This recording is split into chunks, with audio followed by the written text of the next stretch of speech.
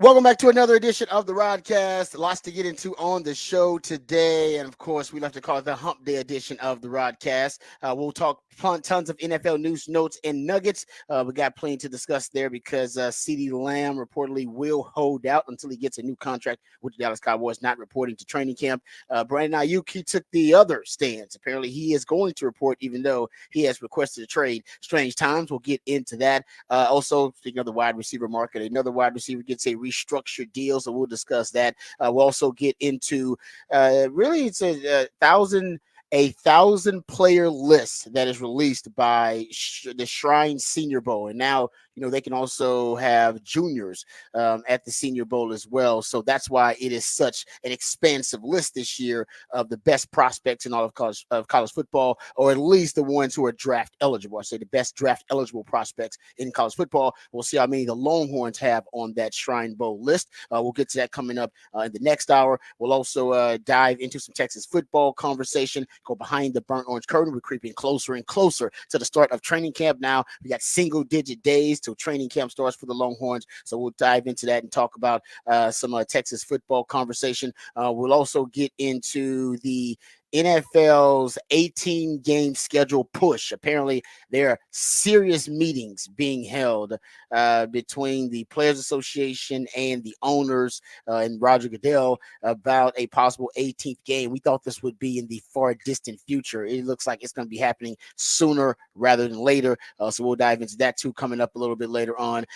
This SEC analyst says that Texas has the biggest bullseye on their back of any college football team in the last 2 decades. We'll hear that audio and discuss whether he makes a good point there or not. Also, the first piece of bulletin board material from the Aggies in the rekindling of the Texas A&M rivalry. We'll discuss it. It kind of, this with SEC Media Days, I might have missed it. It went under the radar.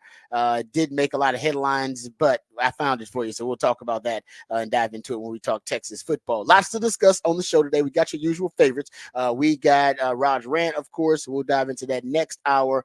We got what the facts, what the stats. We got the topic for the big fat poll of the day.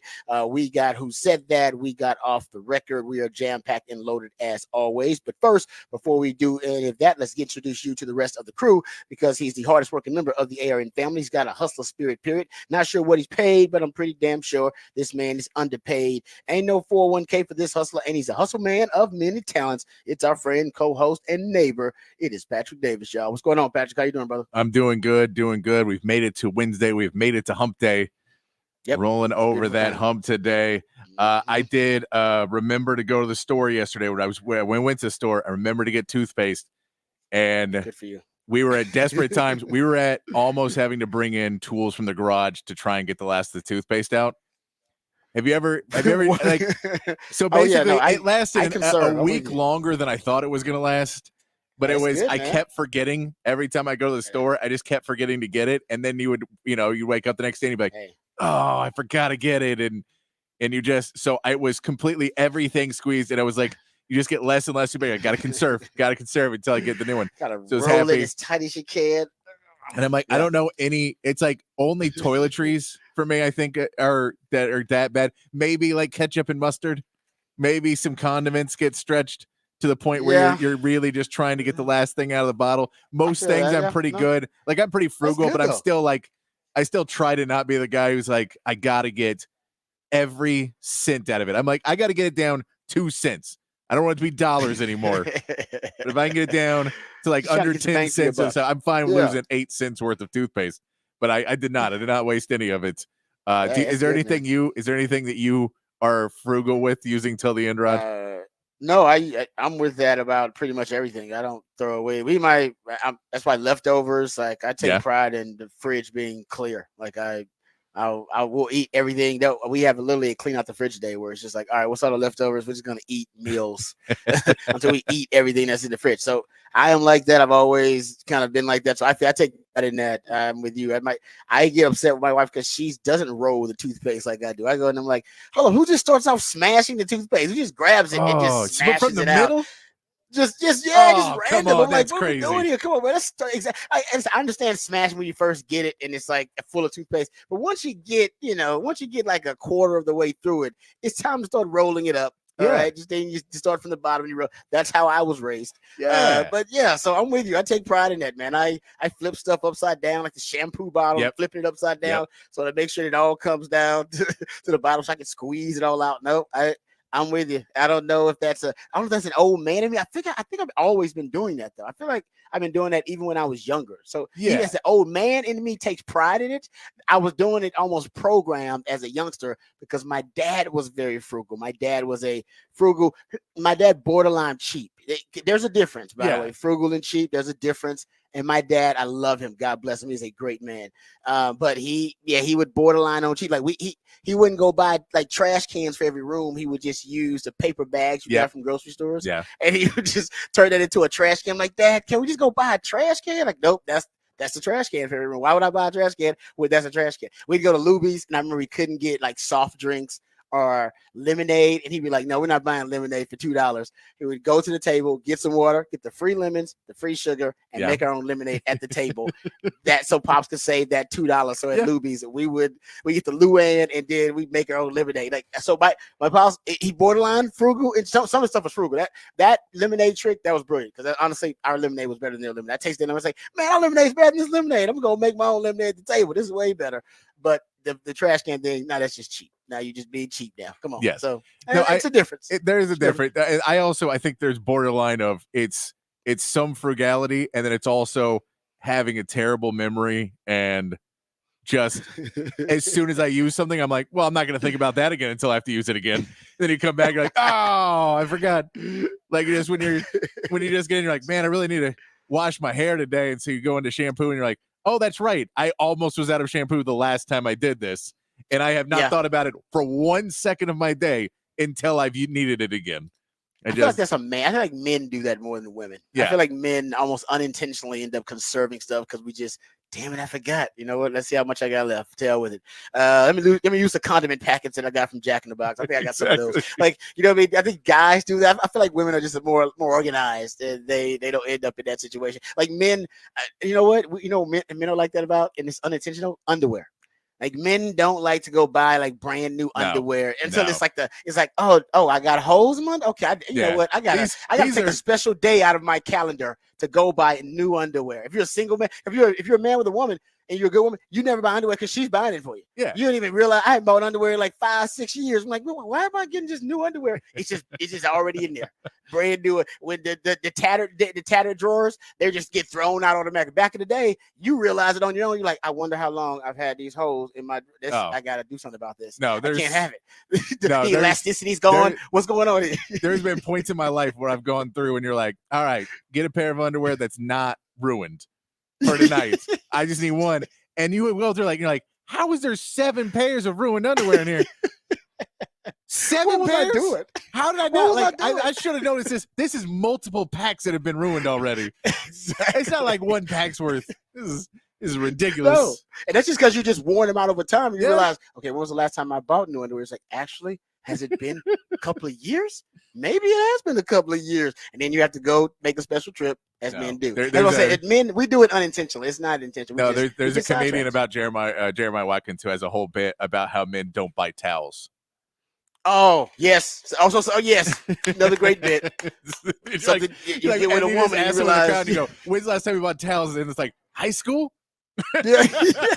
I want to say when I got to the league and I bought some towels because I needed some new towels then, because the last time was like when I got to college, I bought some towels and then I didn't buy some new ones until I got to the league. And then I want to say after that, I just had like women in my life who were like, you know what, we getting some new towels, and it was like, I get some new towels. I know at one point. I know at one point in my life, my mom came over for dinner, and then she went to the bathroom and she came out and she goes, "Are those the towels from?" And I'm like, "Yeah." She's like, "I'm buying you new towels." Why? Those still work. They work. They work. He's like, yeah, but they're exfoliating at this point, but they work. That's a great bit. I never thought about it. About towels is now in that discussion too with guys. Guys are weird, man. Guys being dudes. All right. Yeah, I like that. You're right about that. It's almost unintentional conservation, but I do take pride in conservation, though. I do. I take a lot of pride in it. I can tell you what else he takes pride in. He's a proud alumni of DBU. He's got more papers than Dunder Mifflin and watches more film than Siskel and Ebert. He is the new Rod, father of Austin Sports Radio, Mr. Rod Babers. I appreciate that, brother. All right, good stuff there from Badger, as always. He also will have the topic for the big fat poll of the day. Yeah, we got a lot of NFL stuff to discuss. I didn't even realize that Matt Stafford, there was a conversation about him actually holding out, because I think he's looking at these quarterback salaries. He's making like 30-something mil a year, which, dude, Daniel Jones is looking at you like, yeah.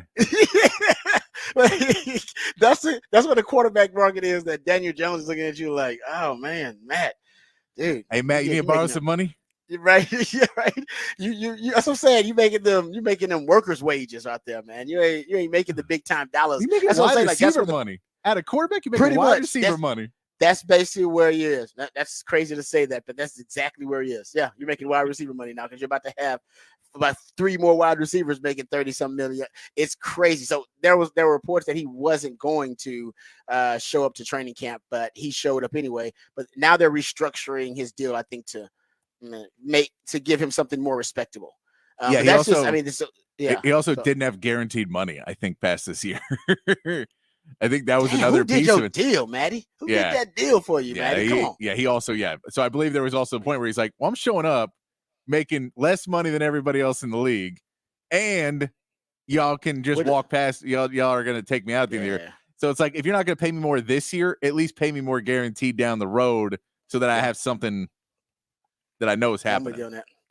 No, it is. I'm with you. It's interesting. You start looking at what's happening around the league. It's at the wide receiver position specifically. I know that's the quarterback, and hell, at quarterback too, because we're about to see that reset as soon as the Jordan Love deal drops and as soon as the Dak deal drops. That'll be different. All right, so we'll get to more NFL news, notes, and nuggets from around the league, and then we'll also get to some Texas football conversation on the other side. Sark has finalized his special assistants, so we'll get to that too.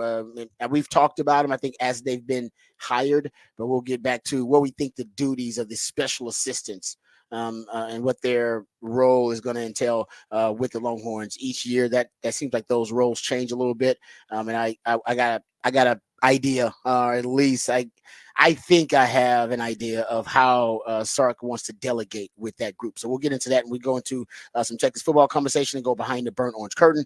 Also, Jeff Banks got married, so congrats to Coach Jeff Banks. I saw that on social media that he got married to wifey, to the Desi Banks. So congrats to both of them. That's pretty cool. I actually met her. She's fantastic. She's really cool. And he's a damn good coach too. So congrats to them. I saw the Sark was there and a lot of the coaches and everything. So that's a really cool event. All right. Before we get started, let's get educated. Let's get updated and informed on all the top stories of the day with Patrick Davis and the Horn Headlines.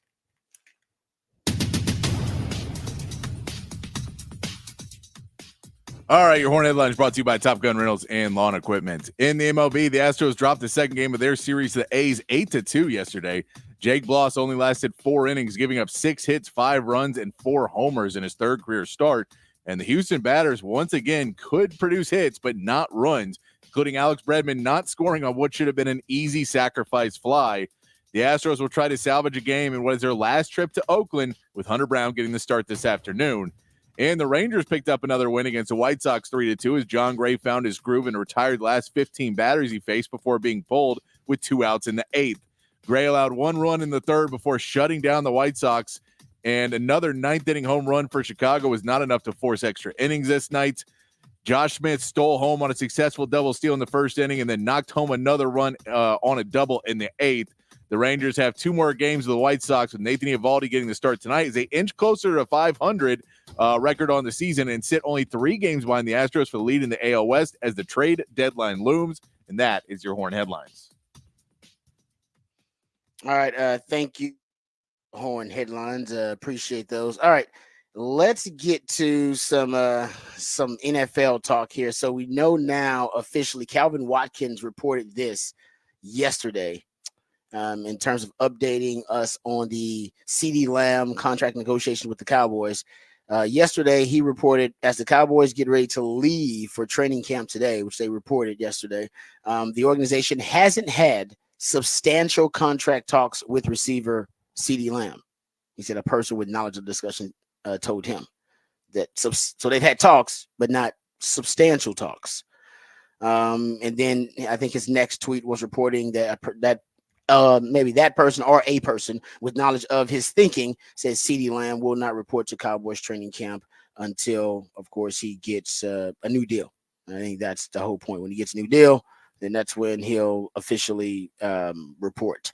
So to me, the substantial thing, that to it, I don't know if it's a dead giveaway, but maybe it's a clue that they're just not on the same page money wise. Because maybe the Cowboys are, throwing out a number, and maybe CeeDee Lamb and his people are throwing out a different number, and that's why they've had talks, but not substantial contract talks. Because substantial would mean like we're on the same page, and I think that CeeDee may be asking for top dollar. Yeah, why not? I think he might be asking for Justin Jefferson money, and the Cowboys might be trying to give him Amon-Ra St. Brown money. That'd be my guess. And I could also believe there's issues with, signing bonuses and guaranteed money and guaranteed money, but just signing bonuses in general of where they are in the cap space, not wanting to give money up front that's going to count against the cap in the next year or two, because they don't necessarily, they need to, try and clear the books in the next years, because again, you have dead cap with Dak that you're trying to figure out as well. So there's all these pieces that you're trying to figure out to make a salary cap work. So they may say, well, if we give you all this money up front, then it's going to count on the cap this year as opposed to down the line. And we really need it to count down the line because we're just constantly pushing everything back.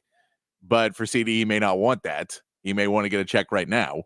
Or I mean, maybe he wants the money in the back end. They want to write a check right now. Who knows what the actual line is? But I think that there's definitely something wrong with the money in CeeDee's camp, at least, that when they look at the wide receiver market, they value CeeDee differently than the Joneses do right now. Yeah, I think honestly that CeeDee should want his money up front, and the Cowboys should want to give him as much cash up front as possible. And that's kind of the issue with the Cowboys, and we talked about it. They don't like to spend a lot of cash. That they just don't like to spend a lot of cash up front, and you can get kind of a discount on the salary cap if you're spending cash. Like anything in our society, you want to pay cash up front, get kind of a discount, and the Cowboys don't really, take advantage of that. And we've talked about they don't spend a lot of cash. I'll give you those numbers a little bit later on. They in terms of the last decade, they have spent probably the fewest amount of cash, probably bottom five, least amount of cash on their players and on roster construction in the league. I'm talking so maybe that it could easily be that they don't want to give that money up front. And they'd rather, like they keep doing, restructuring things and kind of kicking it down the line. I think, and now you have, if he's indeed going to hold out and you guys are on the same page, you at least have to discuss a trade. Like if you're the Cowboys, you don't have to, be adamant about it, and you don't have to be I mean, I don't think you should in any way rush into a trade and start even inquiring about one. But as an organization, you should discuss it. You should know the value you want in a trade for CeeDee Lamb in case the fit hits the shan. And we've talked about that. We was like, hey man, what if the worst case scenario happens and you gotta trade him to try to get something in return for CeeDee Lamb? And you go look at the recent wide receiver trades. Obviously, the Cowboys screwed up their kind of last big time wide receiver trade, Amari Cooper. Oh, by the way, Amari Cooper got restructured. I told you guys that was going to happen. Remember, he just got restructured too. They restructured him. That dropped yesterday, and I thought he would get a little bit more. I think he was fine. I think he's making now around 28, somewhere around there. Cooper, Amari Cooper's making 25. Take it back, 25. He's tied for now the 8th highest paid receiver. So he got a little bit of a bump. So man, now you have. I think it's 21 wide receivers making at least 20 million. I mean, 20 million is like the floor for like the decent, not even your number one wide receiver. Like they're number twos now number 2 wide receivers making $20+ million a year. 5 years ago, the when the Cowboys miscalculated the wide receiver market and like it just shifted so quickly, there were only 5 wide receivers making 20+ million. Like that was the ceiling 5 years ago. And now you're about to have 5 receivers making 30 something $million a year. I think there are only like 6 players, non-quarterbacks making 30 some $million a year, and 4 of those are wide receivers. It's about to be 5 with CD. It's about to. I think Ayuk wants that money. I think he's probably going to end up getting 30 million. For whoever ends up paying him. If it's not the 49ers, maybe it's somebody else. By the way, he's going to report. He is reporting to camp. That was also announced by Ian Rappaport. That Brandon Ayuk, and I don't even know why, but he's the one that's been most vocal about his, the contract dispute, and the 49ers, not wanting to prioritize him and pay him, and his request to be traded. And he's reporting, based on the Ian Rappaport report yesterday. He said he's going to report to training camp despite his desires for a new contract. And CD Lamb, and by the way, these guys are in the same class, right? All these guys came in together. CD Lamb, Brandon Ayuk, first round picks in 2020. Hell, Justin Jefferson was too, wasn't he? And all those guys in the same class? Damn. Jeez. Yeah, all 3 players were first round picks in 2020. Wow.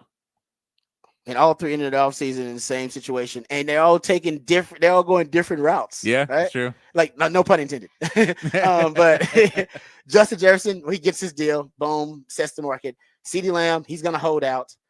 Brandon Ayuk is reporting to camp. Maybe a hold in. We shall see. I don't know. Maybe. All right.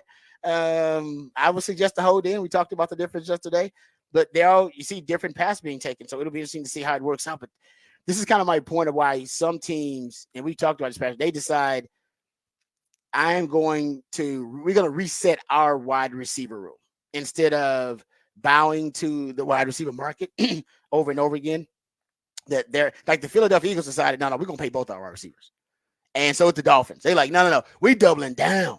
We're gonna have a wide receiver that sets the market, and we're gonna have our number 2 wide receiver happy and pay them too. And you have some teams like the Kansas City Chiefs who decide, no, we're gonna reset our wide receiver room. I'm not paying Tyreek Hill. We're gonna trade that guy, get the trade value, and then we'll reset things. The Green Bay Packers did the same thing with Devontae Adams. They said, now we're going to reset our wide receiver room. We're not going to end up paying that many wide receivers or paying whatever the market premium is for a wide receiver. And the 49ers are about to have to make this decision too, because they already paying Debo. They're going to pay Debo on top of paying Brandon Ayuk. So they'll take the Dolphins and the Philadelphia Eagles model. I think the Cowboys are going to pay CD too. But if they don't, I mean, some teams, I think you're going to start getting more teams who will decide, because the rookie wide receiver market is always so robust. These wide receivers come in and they're immediately ready to contribute right away. And look at these guys. These guys are still in their rookie deals, and these are all pros who are already, asking for top dollar money. And CeeDee Lamb and Justin Jefferson, Brandon Ayuk took a little while, but I think that's just because of the 49ers offense. They don't throw the ball a lot. Those guys are ready to contribute right away. So you got impact players right away. So you got more wide receivers being drafted than ever before. They're being drafted higher than ever before. They're contributing more earlier than ever before. I can see why some teams decide, I'm just going to reset the wide receiver room. I'm not going to pay wide receivers that much. And some teams are deciding, no.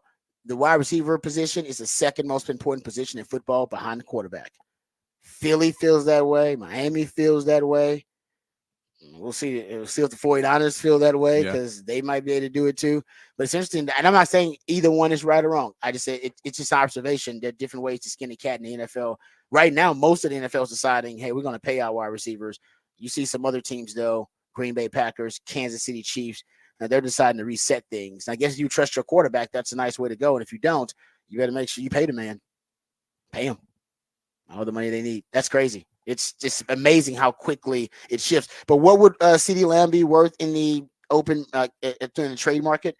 Tyreek Hill went for a first, a second, 2 fourths, and a sixth. That's a lot. He was considered to be the best wide receiver in the game at the time. AJ Brown went for a first and a third. Devontae Adams went for a first and a second. So I would say you got to be trying to get a first, number one, of course, and I'd be trying to get close to that Tyreek Hill deal. See if I can get multiple mid-round picks. See if I can get a first, a third, and a sixth for CD. Would that be enough for CD? Or would you want a first and a second? I mean, but they're I mean, they're not in the same position, but they're trying to be in the same position as the 49ers, which is at a certain point, if you're not competing for a Super Bowl, which is if you get rid of Micah, CD, or Dak, you're not competing for a Super Bowl. No. So if you're not competing for a Super Bowl, then why are you doing any of this? Then it's time to reset a lot of things. So if you're not keeping all three of them for at least for this season, then what's really the point? Because you know you're not going to compete better than you were in the last couple of years without a number one wide receiver. And, totally agree. And so if you're doing that, why are you paying Dak? Time to move on. Let's restart everything. It's we got to reset the salary cap. We got to do some other things because we're not replacing him. We can draft somebody next year, but they're not going to be ready for 2 more years. And that's using a first round pick that will still probably this season be a mid first rounder, if not a late first rounder, still this season. You get the other team's pick, so you can maybe get 2. You can try and get a wide receiver in there, but there's still other positions. You still have the Zach Martin issue. I think you reset the offense at least, if not the defense too. If you don't keep him, I just don't know if you can let go of one of those guys and still be in the position that you're competing for a Super Bowl. And I know some people would say they're not anyway, but they are. They in their heads are. So if that's your mindset, their window is now. Their window is. Then I don't know. I think they're in that position the 49ers in with Ayuk, which is if we give you up, we don't have the firepower. We need the firepower, and you're a part of it. So it depends. It really all depends on how far off they are on the money.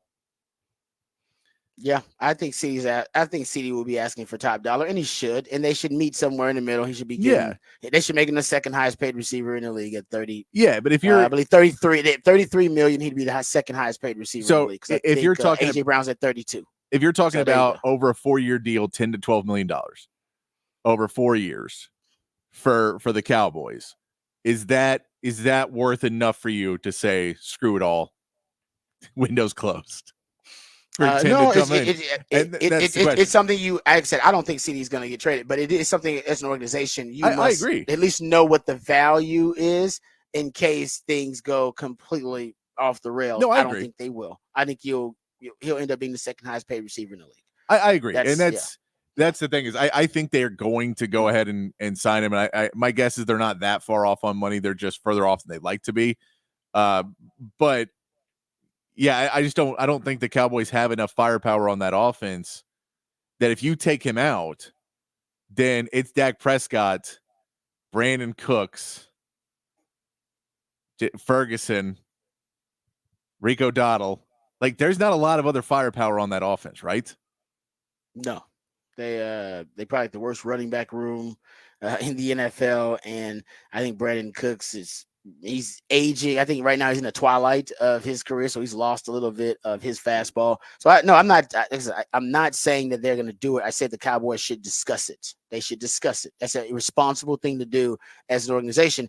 And like I said, and I just gave you other organizations, quality organizations, by the way, that compete for Super Bowls, that win Super Bowls, that decided, no, we're not going to invest in that much in our wide receiver. It's just not. No. Yeah. We're not gonna do that. That's just not we don't believe that's a responsible investment as an organization. So we're gonna reset our room and draft one really early because that's where right now the position is trending. It's the deepest position in football at any level, and you could argue the most talented position in football at any level. There's just a lot of really good wide receivers all over the place. and we're seeing that at the NFL level. It translates. So I wonder if the Cowboys are at least, like I said, you should have the discussion. You should at least talk about it. Yeah, no, I mean, they should be having a pay CD number one, priority pay CD number one. But at least you should have the organization have the discussion. So because you should know who do you want to be? Are you going to be, because you were the organization that decided to move on. from our number one wide receiver because you thought they Yes. were too expensive when Amari Cooper, when you miscalculate the market 5 years ago when you didn't want to pay him $20 million a year. Yes. And that was a miscalculation. And now he's like, no, now we're gonna pay him. It's like, well, what's the difference? Now figure out who you want to be as an organization, because there's a certain way certain organizations are operating. They have a method and they trust their method. And I don't know if the Cowboys have one. They kind of fly by the seat of their pants. Every situation is a little bit different, whether it be the Amari Cooper thing and they didn't like, what Amari Cooper's demeanor, and I don't know, was it a COVID-related thing? Like, I have no idea. Like, still to this day, we don't know why they gave him up for what, a fifth round pick when every other elite number one wide receiver was going for first round pick and a mid round pick. Like, I have no idea what happened there. Something happened though. So my point is, I'm going off recent history and I'm going off kind of the macro and just wondering, who are you, Dallas Cowboys? So right now, I agree. You pay CD, you pay Dak. But the thought experiment is about the Dallas Cowboys as an organization. No, I agree. I agree with that. But that's kind of been the whole discussion this offseason has been, well, if you're not going to sign these guys, then get value for them and expedite your rebuild. You cannot let everybody walk in free agency and not get picks for guys that are really, really talented and you get a lot for them. And like, you can't just hope that you win a Super Bowl. And if you don't, well, that's going to set us back 2 to 3 seasons because we're going to lose multiple firsts that we could be getting. I'm with you on that, but they've shown that there doesn't seem to be any intent to move off of trying to win a Super Bowl this year, which means, you have to be all in. I know that's cliche at this point, but you have to be all in. Yeah. The Cowboys' definition of all in is very different than most people. Apparently. Yeah, but the holdout does work. Zach Martin did it last year, got paid. Zeke did it, 2019, got paid. So the CD's going to get paid. There's no doubt about that. He deserves it, by the way. He deserves to get paid. He's got just all about the number. I can't imagine that they're that off. There's no way the Cowboys are lowballing him to less than $30 million. And, is the $3 million in between? Like, I agree. If CD's asking for as much as Justin Jefferson or more, then if I'm the Cowboys, I go, well, I can't give you that. He set the market. Justin Jefferson's a better player, straight up. We just got to say he's a better player than you, CD, but you're awesome. We think you're the second best receiver in the game. Boom, right behind him. Yeah, if we called Minnesota right now and offered a trade, they would shut it. They would hang up the phone. That should tell you the values of the two of you guys. Yeah. But I love CD. I think CD's amazing. I think the games are very different too. The games are so different. No, I agree. I think CD's really, really good. Because I definitely think you get a first rounder for him if you trade him with more. If you trade him, he's a really good player. I also don't think they're that far off, or else he would have demanded a trade. Like, if they're coming in at 25, he says, "Screw it, I'm going." Way. Like, that's what I'm saying. You know what I mean? I think if they came in super low, then this is blown way more up, right? Yeah, they're coming in at 30. That's what I'm saying. I think they're coming in around 30, which is not at Monroe St. Brown. Yeah, because they're at holdout, not demand trade right now. Yeah. And I think that's if they lowballed him that bad, then it would be then. Well, that's why Ayuk is requesting a trade, because they lowballed him. The reported offer from the 49ers is like $28 million. Exactly. And they haven't gone up to $30 million, which is what he wants. And I'm like, is it really? Y'all talking about, I guess you're trying to, this is why, I always talk about extracting the value from the acquisition however you can. And you think, is $2 million a year? Is it make that much big of a difference? For some organization, it's about the principle. Yeah.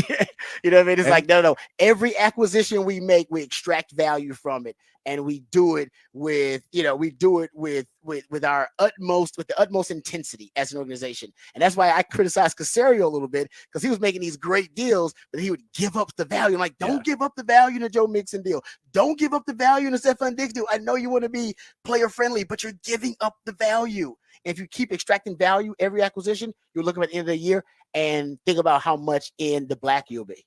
Yeah. You know what I mean? As opposed to being in the red as an organization like the Cowboys are now. Because every acquisition, you got to be thinking like that. That's the whole point. Yep. You're never gonna make a Jimmy Johnson trade and just extract extreme value like he did. No, that's rare, people.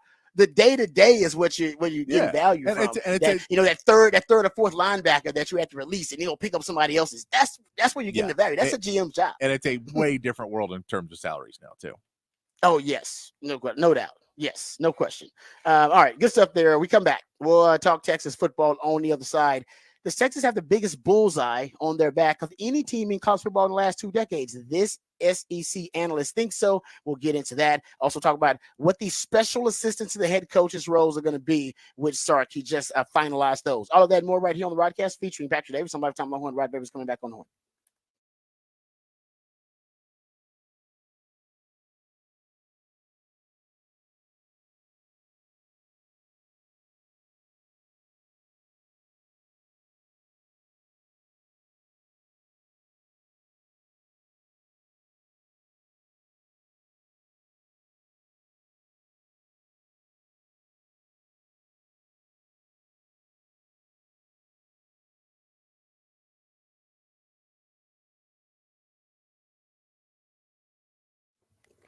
Hey, what's up, folks? Lifetime Longhorn Rod Babers here. First time I went into Dr. Eckerd's office and met Dr. Eckerd, my favorite dentist and Austin's best dentist. Actually, I went in there. I wasn't a huge fan of the dentist at the time. A little paranoid about going to the dentist, so I went in there, and my paranoia actually was ratcheted up to a higher level because when I walked in, there was a young lady. She was crying, and I thought to myself, "See, this is why I don't go to the dentist very often." And yeah, I was wrong. Turns out she was crying tears of joy. She had looked in the mirror and she had found that Dr. Eckerd gave her the smile that she had always wanted. She had been very insecure about her smile and then about her teeth. And she went to Dr. Eckerd's office and he changed her life by changing her smile and giving her the smile she always wanted. So she was brought to tears of joy in the dentist's office. And that's when my mind was changed. My heart was changed about going to the dentist. And ever since then, Dr. Eckerd's been my dentist. He should be your dentist as well. It doesn't matter. He can change your smile, give you a brand new smile in just one day, folks. Permanently secured to your dental implants. No time spent without teeth. You'll get temporary fixtures until they can complete your permanent smile, and you'll smile again with confidence and eat freely without pain or discomfort. It's a lifelike permanent solution. So if you've been told that your teeth need to be replaced, you can call Dr. Eckerd today to learn about this revolutionary alternative to dentures. It also can give you a brand new smile just one day. It's a complimentary consultation. So if you've been told that your teeth need to be replaced, you can call Dr. U today to learn about this great procedure. And it's a procedure that won't cost you anything to get the consultation, folks. It's complimentary, which means you got nothing to lose, but you got so much to gain because a confident smile will truly change your life. And Dr. U wants to change your life for the better. Also, if you need to go there for any general dentistry, I go there for my cleanings. I go there for the fillings. I've gone to all of my wisdom teeth removed at one time. So whether it's something very serious or whether it's something very routine, general dentistry, teeth whitening, dentures, porcelain crowns, veneers, dental implants, full mouth reconstruction, even root canal therapy, whatever it takes to ensure you're getting the best quality dental care available. That's what Dr. Eckerd and his wonderful team are all about. So give them a call today, no matter what it is. 512-345-3166. That's 512-345-3166. When someone asks me if I know a good dentist, I say, I don't know a good dentist. I know a great dentist. I know the best dentist in Austin. That's Dr. Eckerd. DrEckerd.com. DRUECKERT.com.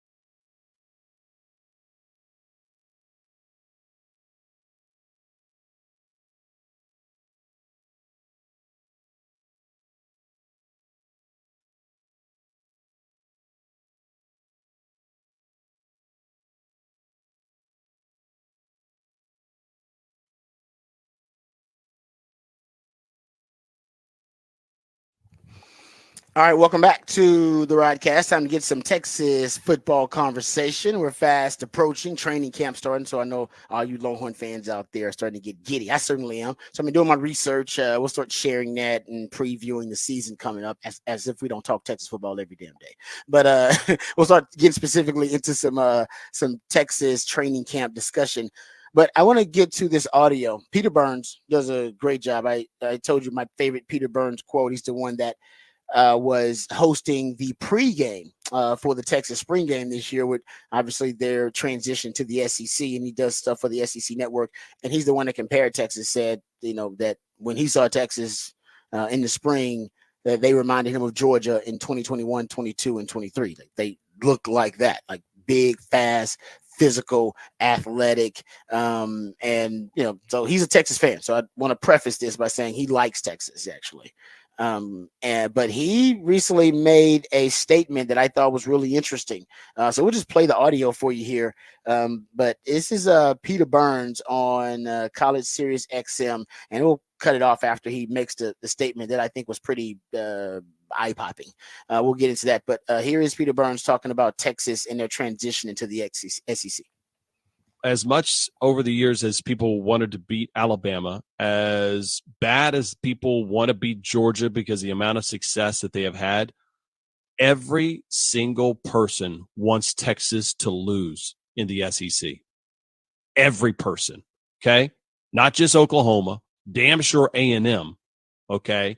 But there is almost this, you're not going to come into our neighborhood and be the homeowner association president right from the jump. Damn that's going to happen. And I think Sark is aware of that. I think Sark is a fantastic coach. I like the way I sat in on a bunch of interviews with Quinn Ewers just to kind of hear what he was going to have to say. Cooler than the other side of the pillow, as the late, great Stuart Scott would say. Like, he's ready for that moment. And they're going to have as big of a bullseye on their back as anybody in college football has had over the last 2 decades, because they are a championship contender. And then now they're getting into the toughest conference of all of college football, and people don't like the kind of elitism that Texas brings to a brand, including Brent Venables, who I think is a perfect person who's laying in the weeds like, hey, I ain't running out west. I'm ready for this fight. Like, I'm so freaking fired up about this season. I cannot wait. All right, there you go. So that's Peter Burns. Biggest bullseye on their back of any team in the last 2 decades. That's a pretty big statement. I think there are a lot of teams that have had big bullseye on. Hell, Georgia's probably one, considering what they've done. Everybody wanted a piece of Nick Saban when they were the apex predators in the SEC. But I definitely understand where he's coming from with Texas and the swagger that Texas operates with, no matter where they go, and that can rub people the wrong way. So it's one thing, I think there are 2 things this season that I think Texas is gonna experience that may be a bit, I don't know if it's gonna be shocking to them, but it'll definitely take some getting used to, and that's playing rivals on the road consistently every year. And that's not something Texas had to do, because they usually, Texas OU, their big rival, that's a neutral site. And it's amazing, by the way, the most unique atmosphere in college football. So that's not easy to adapt to either. But as we saw in 2021, going to Arkansas, and in football, any sport, there's certain players and athletes who can play really well with emotion. They almost can ride it. Ride the wave of emotion, and it uplifts their level of play. And there are some people who just they can't operate that way. They have to stay away from the emotion of it, because they play emotional, and then it makes them it doesn't help their performance. It hinders their performance to play with that type of emotion. But rivalry games are always fueled by the emotion of it, because there is angst, there's vitriol, fans, and there's rivalry, and that things goes back decades. So I think that's what Texas got to get used to in that regard in the SEC. And I think ultimately, with and kind of what he said about the bullseye thing, Texas is used to getting everybody's best shot. They talk about that all the time, that, Texas it's everybody's Super Bowl. Even Quinn Ewers remarked about that earlier this year. That is the case. But this year in the SEC, just getting used to the SEC culture of football, which is different. Line of scrimmage league, it's different than the way they play in the Big 12, where they drop 8 a lot of the times. The Big 12 is a hybrid league, a lot of hybrid defenders, hybrid players, which I think is really cool. I think it's a very progressive league. The SEC is not as progressive, so it'd be interesting to see is Sark gonna go into the SEC and have to adapt to it, or is the SEC gonna have to adapt to Sark? Like that's kind of what I want. Is he going to be that? You know what I mean? For some, because he's going to bring in newer concepts in there, and we talked about this. There are some trends and there are some concepts that he's going to utilize that are not very popular in the SEC right now. Nick Saban brought it up. Squeeze splits. He's like, squeeze splits. Hate to see him. Hate those damn. You see compressed, condensed sets all the time in the Big 12 because it's a progressive league in that way. The SEC still, I mean, that kind of an old school spread league, if you will. They're not using a lot of the condensed, compressed sets that Nick Saban says he hates to see when he plays against Sark. Well, he would hate to see him if everybody used him in the SEC because they don't use him in the SEC as much. It's a lot of stuff. Pre-snap motion, lower rates of that in the SEC. Lower rates of play action pass in the SEC. It's just a different, it's a different league. And I can't wait to see the ecosystem, whether it's Sark adapting to it or is he going to come in as the apex predator and then the ecosystem will have to adapt to Sark? That's going to be interesting to see. So I mean, I'll just say too, there's going to be a difference in the coverage and the bubble that the team has had a little bit with Longhorn Network versus the SEC Network.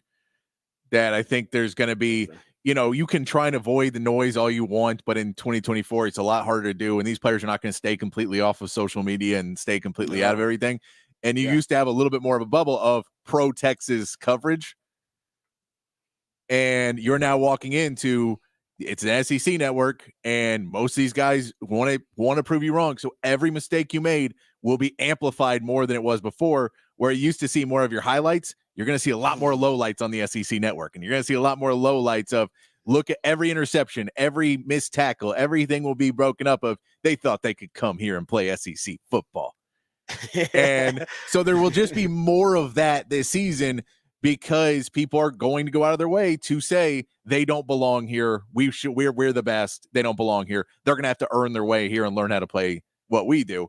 So there's just going to be more of it. It's just a mental curve that everyone's going to have to learn of. You're not going to be quite as much in that bubble anymore. First piece of Aggie trash talk. Texas A&M offensive lineman Trey Zune said basically at SEC Media Days about Texas, bring everything you've got. You're not going to stand a chance. So there you go. First piece of trash talk. Put it on the bulletin board for Texas. Texas defensive line to look at because he's an old lineman talking a little bit of trash. All right, we come back. We'll continue to talk a little bit of trash. We got the topic for the big fat poll of the day coming up, and we'll have your musically themed day of the week right here on the Rodcast featuring Patrick Davis on Lifetime Longhorn. Rod Davis coming back on the horn.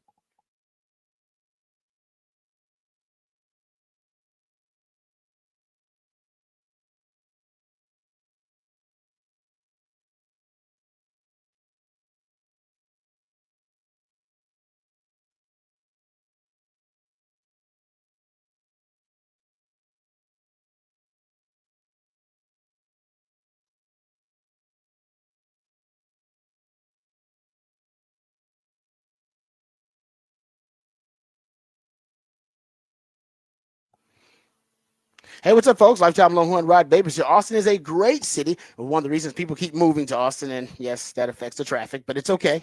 That's just another sign that the city is growing and thriving. And one of the reasons it's growing and thriving is thanks to our good friends over at Ironworkers Local Union 482. Many of the iconic landmarks you may be parked in traffic by right now or driving by right now were actually built and constructed by the skilled craftsmanship of Ironworkers Local Union 482, like the Pennybacker Bridge or DKR Stadium. The folks over at Ironworkers Local 482 42 don't just go to the office. They're the ones who build it. So if you're looking for an exciting employment opportunity or a refreshing career change, or you want a new challenge, or you want to feel valued by your employer, you can become a valued member of this prestigious organization, Ironworkers Local Union 482. And right now is a great time to do it. So go check out ironworkers482.org, because right now you can join them. They're hiring over 3,000 people for a huge project right here in Central Texas, offering competitive wages, competitive benefits, a pension plan. They even offer training for unskilled labor through their apprenticeship program. So what are you waiting for? Go check out these great opportunities over at ironworkers482.org. That's ironworkers482.org.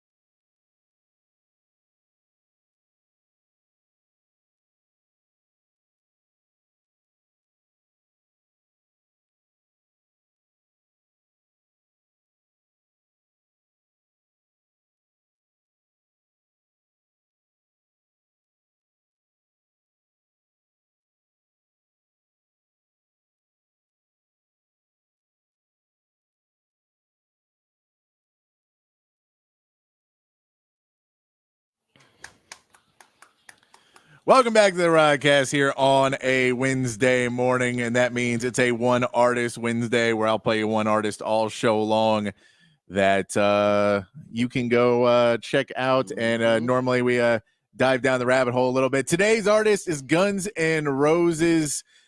Slash's birthday was yesterday, so I thought we'd play some Guns N' Roses today. Slash still going around on tour right now doing his own solo stuff. He actually has a pretty cool blues record that he did with a bunch of different singers. They just came out recently. Nice. I believe it's called Orgy of the Damned. Orgy of the Damned. Well, it's it's actually a solid record. Enjoy it, but I'm gonna play some Guns N' Roses. I'm gonna try and change it up. I could just play songs off Appetite for Destruction. It's one of the greatest albums ever done. Not even just rock albums, just one of the greatest albums ever released. But I'll play some different albums throughout, playing some different Guns N' Roses today for a one artist Wednesday. Let's get to the big fat poll of the day. Text lines open 512-447-3776. We'll get it posted up on X at the Horn ATX. Patrick's big fat poll of the day on the Horn. Big fat poll of the day today. The Olympics start on Friday. Opening ceremonies, I'll say, are on Friday, and then the Olympics are kicking off on the weekend. So I wanted to ask you guys about some new sports. Some of these happened last Olympics in 2021 in Tokyo, but there's a few newer sports in there, and I want to ask you guys, what new Olympic sports are you most likely to watch? Which one of the new ones are you thinking, this is the one that I don't want to miss? You're most likely to watch. Some of the ones that came up in 2021, surfing is making its second appearance. Skateboarding making its second appearance. All right. Sports climbing is making its second appeance. Sports climbing. It's basically it's like a rock climbing, but like you're racing rock climbing. Kayaking is making its first appearance. Okay, that's unnecessary. And the one that I think, Rod, you may be most on, or you may be most anti, breaking is making its Olympic debut. Breakdancing is making its Olympics debut this year. I'm gonna say that breakdancing was unnecessary. Come on. Now, breakdancing will not be there in 2028. So this is a 1 year trial of breakdancing. Good. They're going to try 1 year because in 2028 flag football comes in. Yes. Now and that 2028 in LA, flag football becomes in. But breaking is 1 year. They're trying it out in Paris. Yeah. Are you not going to watch it? I feel like I'm definitely going to watch breaking. Who's going to be judging this? Hopefully. People from this was like hopefully are the guys are Dr. Dre that's how you're gonna win, right? You know, I mean, that's is Dr. Dre and what's his name from Mike Love from the Yo TV Raps? Thank you. Who's gonna be judging this? So first of all, who knows what good breakdancing is anymore? All right, where are the experts in breakdancing? Because it hasn't been really a thing. And the cast of Breaking. Yeah, breaking, the electric boogaloo, where we pulling them out together, like, hey, here's the electric boogaloo. Was there a robot in that? Can we get a robot to judge some? So seriously, I'm wondering, I gotta see the judging panel. If it is just some dude looks like he's from a white dude from Wisconsin, then I'm gonna be a little bit like, hold up, man, come on, that I need to know your back. I need to see your resume on breakdancing, and if you know why you know what's going on in breakdancing. Like, I don't even know what's a good breakdancing move. I know what's good when I see it, but I couldn't tell you technically how technically proficient you got to be in. Oh, look at that! Look at the hand movement. Look how crisp it is. Look at look at the way it's what? How they gonna judge this? Seriously, it's gonna be crazy. And I need to know who you're gonna get. I do love that they'll be like, ooh, the French judge not giving good scores there. He did not like that pop and lock. Yes, exactly. I can't. Right? But it feels like it's must-watch TV. I want to see the judge. It seems like one of those movies that it's a Ben Stiller comedy. Yes. That, you know what I mean? Right. That this is like Dodgeball. It feels like they should make this into some kind of all-time great comedy. It seems crazy, but I cannot wait to watch it because I just don't know what to expect. Like skateboarding, we have the X Games, so you know what it kind of is. I've seen it. And surfing, that's a thing. You go, okay, I don't really get it, but I get that it's there. I get it. It's a thing that I know. Big wave, and as long as you do it for a long time, I get it. Yeah. Breakdancing? Come on now. Do we know? First of all, shouldn't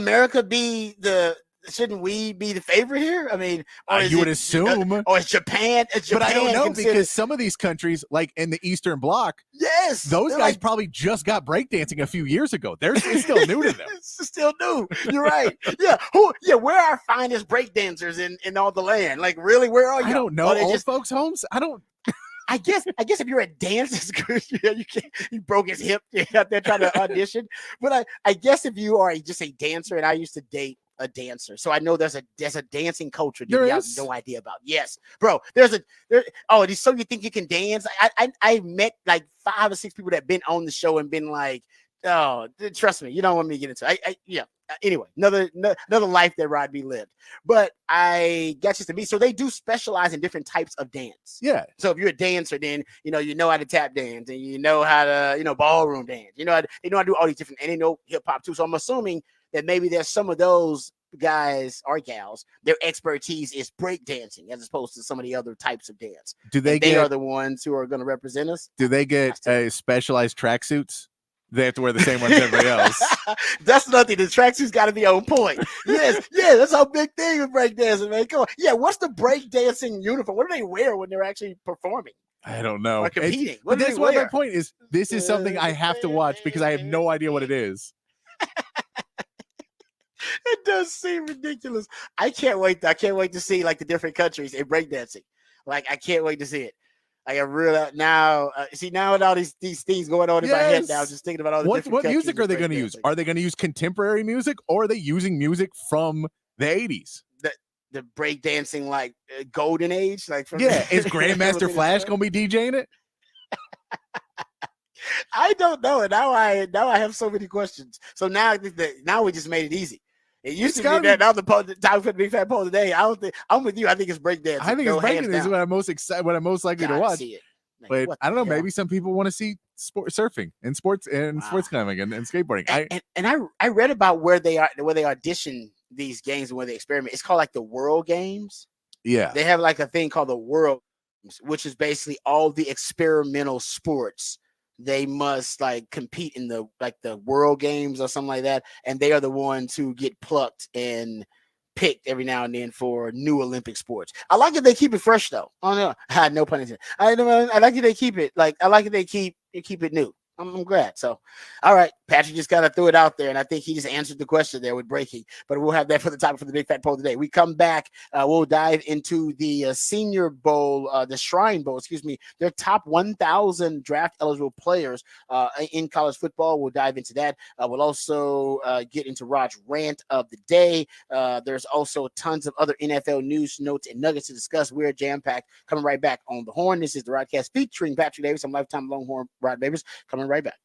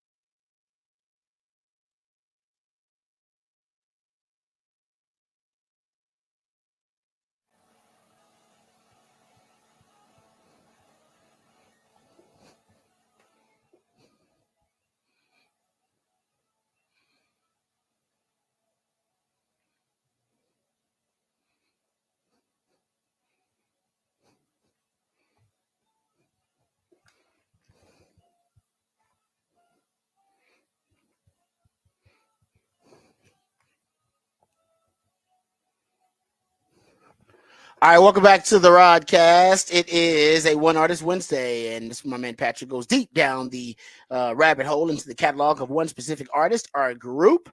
And today we are going to be diving into the catalog of Guns N' Roses for a One Artist Wednesday. So appreciate my man Patrick working hard on that.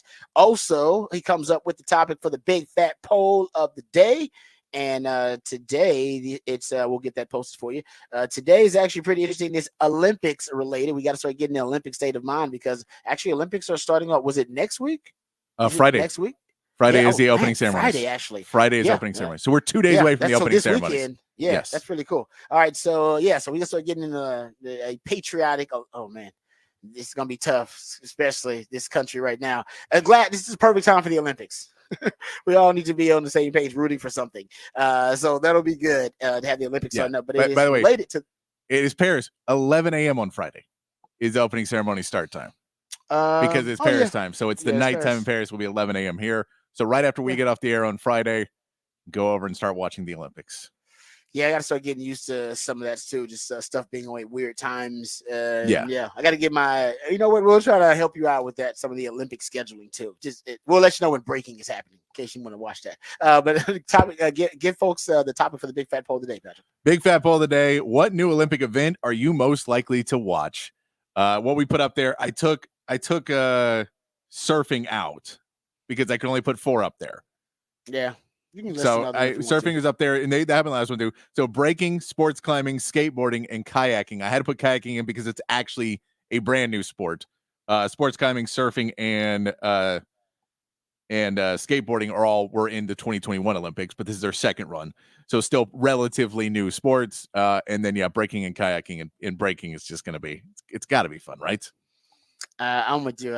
I've already voted and I picked breaking. I think it's a no-brainer. I gotta find out what's going on. I'm with you. I'm convinced. You've convinced me. I gotta know what's going on here. I want to see. I even want to see the judges. Like I'm like, who's judging the breaking contest? What are the uniforms they're gonna be wearing when they're breakdancing? And who's representing America? Like what generation? How old are these breakdancers? And how good are they? Or I'm with Patrick. What kind of music are we using here for the breakdancing? What are they being graded on in terms of the judges? What are they judging on? How many countries are going to be doing it? How many countries? Yeah, I can't wait to see exactly. I'm with you on that. That's wild. Exactly. Like, is there a Slovenian breakdancing team? Be. Some Swedish one. Is Jokic on this Slovenian breakdancing team? Yeah, I'm with you. Like, yeah, that's gonna be wild. I don't know. For some reason, I feel like Japan's gonna be good at breakdancing. I don't know why. I don't know why. Is that racist of me? I don't even know why I feel like that. I'm like, I don't know why do I feel like Japan is gonna wreck shop in breakdancing. I don't even know them. Like, I have this. I don't know. That's the first one of the country just said. I was like, I'd be worried about Japan if I were you. I'd be worried about them in breakdancing. I know. I mean, anyway. I feel like we're gonna have to go in. USA is gonna have a team. We're gonna treat them like Team USA basketball, where we're like, guys, you're not putting your heart into this. You got effort, man. You just walking in like you're gonna win it all.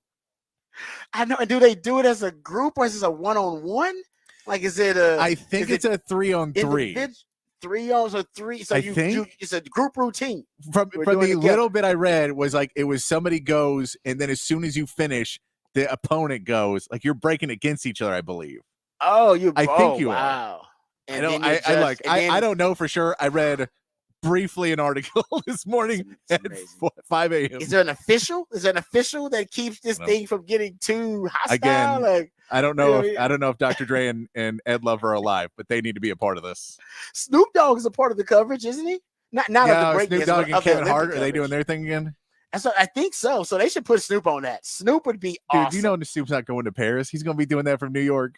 I would let him do it remotely. I would let him just watch it and just give you a commentary and let's have a little dump button ready, a little delay in case Snoop gets too comfortable and let Snoop have it. He would kill it.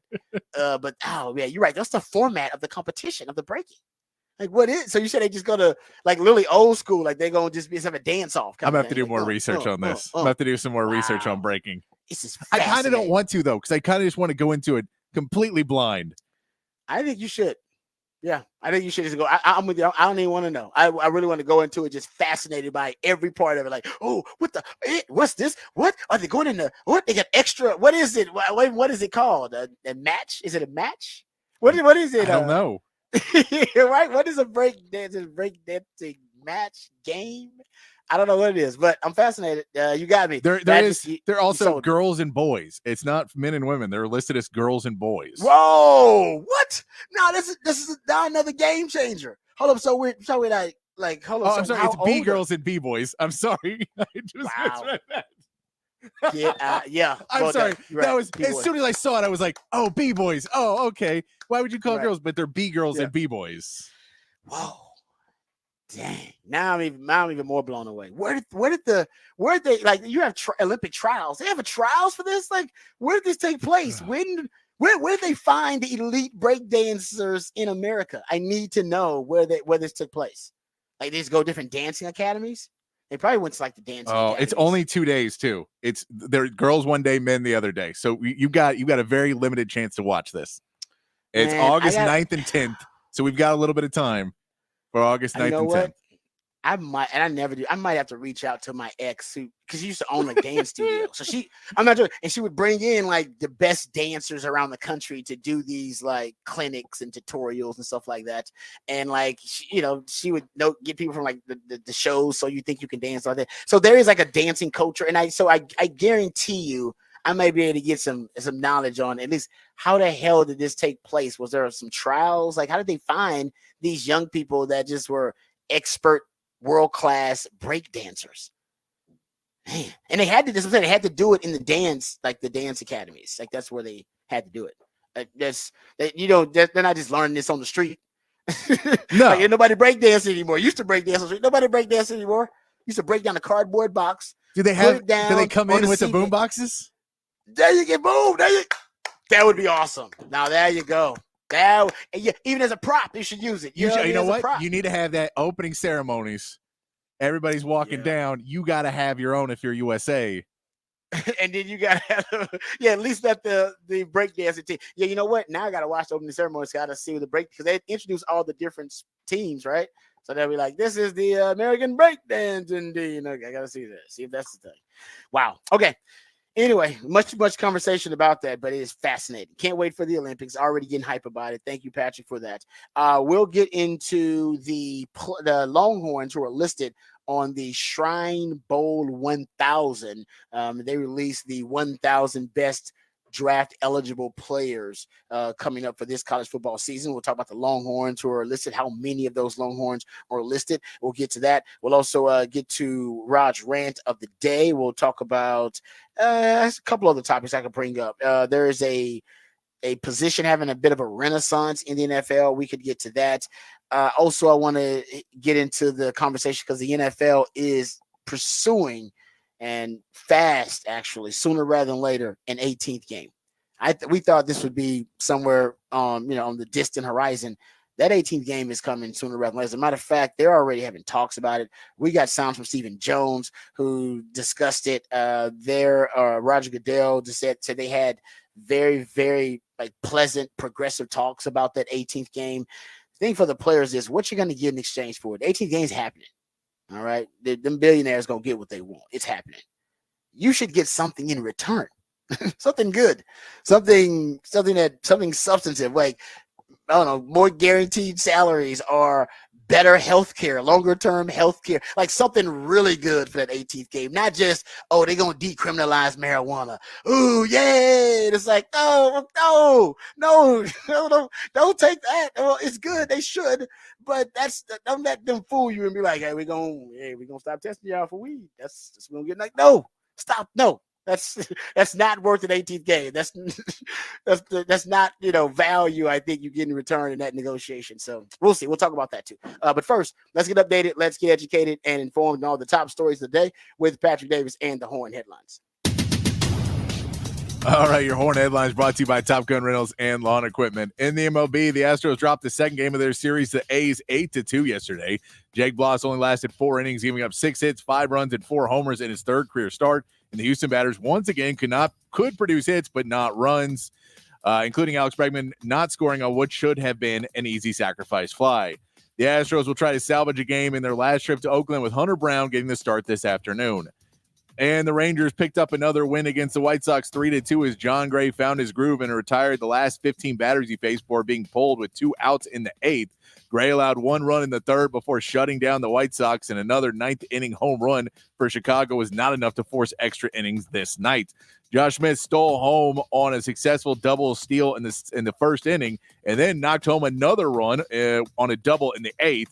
The Rangers have 2 more games with the White Sox, with Nathan Eovaldi getting the start tonight as they inch closer to a 500 record and sit only 3 games behind the Astros for the lead in the AL West as the trade deadline looms.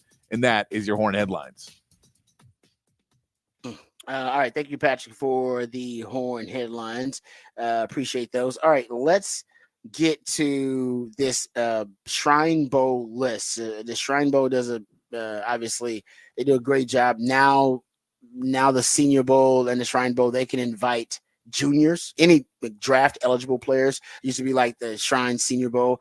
They were only inviting seniors there. Now you have the seniors, and you also can invite juniors. That's been the last couple of years.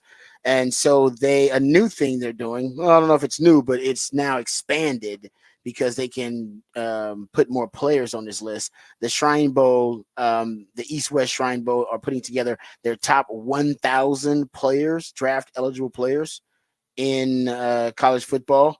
And the Longhorns have 15 players actually on this list of their prospects, on the list of the top 1,000 draft eligible players. They have Quinn Ewers, Trey Moore, Alfred Collins, Andrew Makuba, Jade Barron, Barron Sorrell, Hayden Connor, Silas Bowden, Jake Majors, Gavin Holmes, Jermaine Lolay, David Benda, Gunnar Helm, Vernon Broughton, and Bert Auburn. They have on this list, and I'm not sure why some players get listed on these and some don't. It is kind of weird. This isn't every, I don't think, draft eligible player for the Longhorns, but I don't know. Maybe it depends on like what year in their classification and when they're becoming like how many years they are removed from high school, or it could be just based on. Because they're inviting Quinn Ewers, who's expected to be a first-round pick. Maybe the invites are based on guys they believe are going to accept the invites. So I'm not really sure about what the protocol and the method is, because I would think that Longhorns, in terms of draft-eligible players, I think they have a little bit more than that's on this list, but this is who they have on their top list of top 1,000 players, because they don't have Kelvin Banks on the list. Yeah. You know what I mean? Like, so so I'm not saying this is the best, but it's their list. Like so the list isn't. I said I think this is maybe about who will accept, and it's not just every draft eligible player. Yeah, I feel like it's because I you know what I mean? Yeah, because like Ethan Burke is draft eligible. You think he'd be on that list, right? Yeah, exactly. Like that's another guy. You go, he's a starting edge for Texas for the last couple. Like you think that he would make the list? He's a junior this year, so he should be draft eligible. Yeah, so there's certain guys that you just say I don't quite get the full list. Because they and like I said, it's and like I said, they may be, and maybe this is just all actual seniors. But Quinn's not a senior. Quinn's not a senior though. Yeah, exactly. So it's weird. I don't know exactly what their method is. I have to go check that out. But the game takes place January 30th. But yeah, the Longhorns have 15. They actually have 5 on offense and 10 on defense. And I think ultimately it'll be, their draft, in terms of draft eligible players, they'll have way more than that when it's all said and done, of course. And I saw this tweet from Matt Miller. Matt Miller does a great job. He does draft analysis for ESPN, and he does a great job. He's the one that had the most recent early mock draft. Had Kelvin Banks in the top 5, I believe. Had Quinn Ewers at number 10 in that mock draft.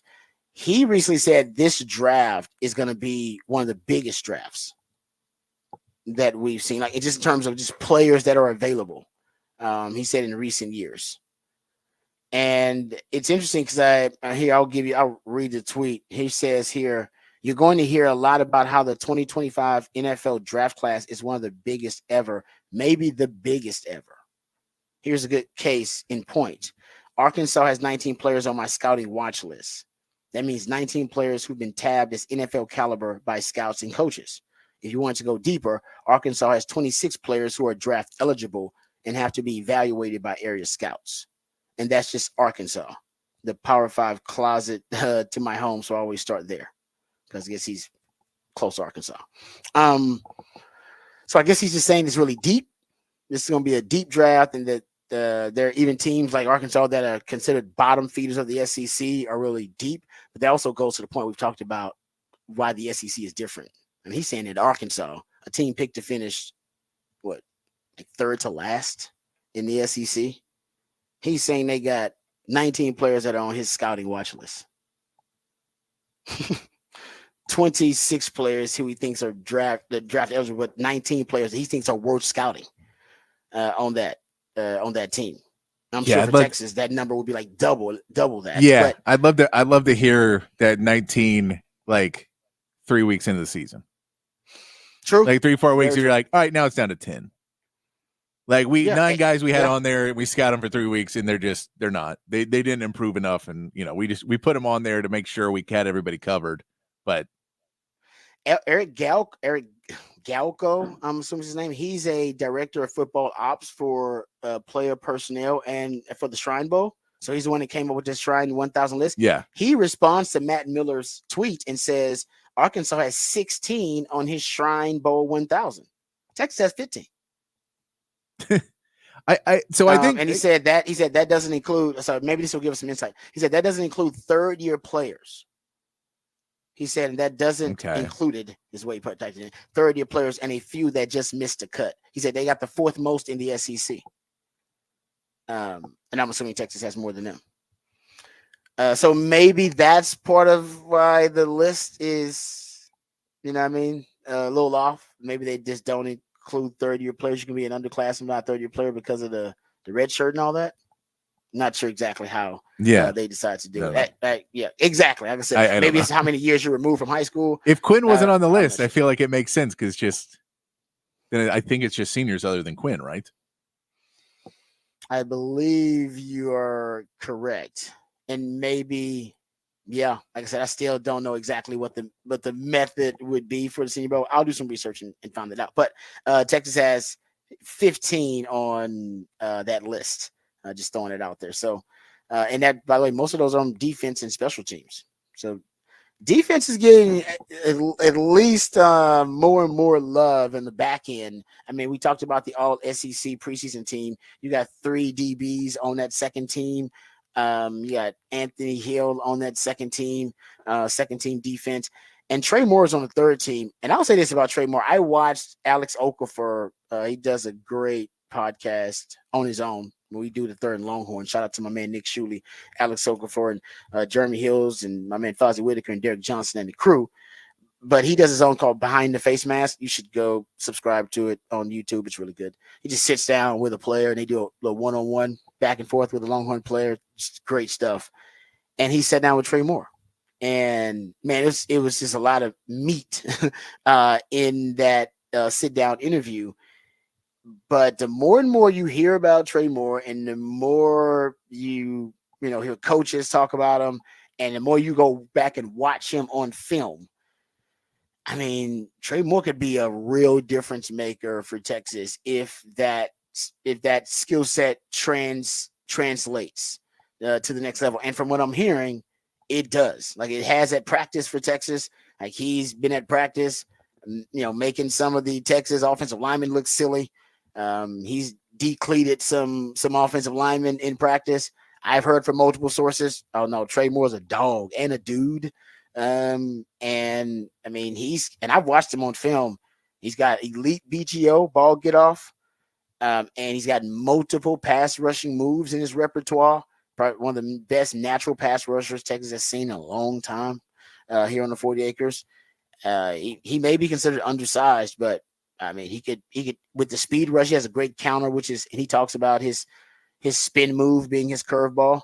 So on top of the BGO and the speed rush, which are kind of elite components of his elite elements of his game, he's got the counter. So he's smart enough to know I got to have a counter. I can't just depend on this every time. And once you start to get overly aggressive to trying to neutralize his speed rush, he's got the spin move you got to worry about. And so, guys who think the game through like that, those are the types of players, honestly, in my opinion, who can maximize their talent. So Trey Moore's somebody to watch out for. I know we've been talking a lot about him, but Sark's been really complimentary of him. Sark's talked about how professional he is and his maturity and his leadership and how he came in with his business approach. And I will say the more I hear him talk, and I would encourage you to go check it out for yourself. I don't know how it works out. I don't know if he starts. I don't know if he just finishes the game. I'm not sure what they do. Baron Terrell's a damn good player too. So is Ethan Burke, as Patrick just brought up. That's your starting duo, but if Trey Moore is that impressive, don't you want him starting off the game? Yeah, and it's one of those pieces like you could have always used an upgrade at DN, but it wasn't a position that was of real need for you in the offseason. Mm-hmm. And so going out and getting a guy like Trey Moore would tell you that their scouting, or at least was the belief that he was going to be able to come in and make a difference for this Texas team. And I think it's going to matter of what they do in the first couple weeks. He may not be a week 1 starter, but I could imagine by the end of the season he would be if he produces at the level that people believe he can. Yeah. Like I said, and this is a guy that I think is capable of getting double-digit sacks. That ain't easy. Last time Texas had a guy with double-digit sacks, you got to go back to 2013. If I'm not mistaken, that's Cedric Reed and Jackson Jeffcoat. Charles Minna, who had 9.5, so he was close. Alex Okafor, speaking of, he had 12.5. What was that, 2012, maybe somewhere around there? But Texas, getting double-digit sacks is not an easy thing. But he has that kind of ceiling as a player. So yeah, that's Trey Moore is on this list, and like I said, more defense. You got Makuba on the list. Jahdae Barnes is listed as a safety on this list. Just letting you know that that's scouts from the next level at the Shrine Senior Bowl saying, I would think it's a safety. I remember hearing that Gary Patterson said he could play safety. Remember I told you guys that. And Gary Patterson's a guy that knows a little bit about defense. And we know he can play nickel. That's where he's shined here at Texas. And we know he can play corner. He can play any position in the secondary, guys. And I think they should weaponize him in that way. At matchup week to week, I'd move Jahdae Barron around. I would. I got Makuba who can play the nickel if needed. And I got Taft Daddy and Derek Williams who can play safety. They both have started at safety. I got Jalen Gilbo, who Sark has been raving about this offseason, who can step up and play nickel too. And you can leave Makuba at safety. And Sark and all the players have been saying that they are basically, cross-training guys, trying to promote versatility in the secondary, moving guys around. I think Jahdae Barron, depending on the matchup that week, you put him where you need him. You put him where you think he would do the most good. Just leaving him at nickel sometimes, I think ultimately it makes it easier to game plan against Texas because there are certain rules that nickel has to operate by.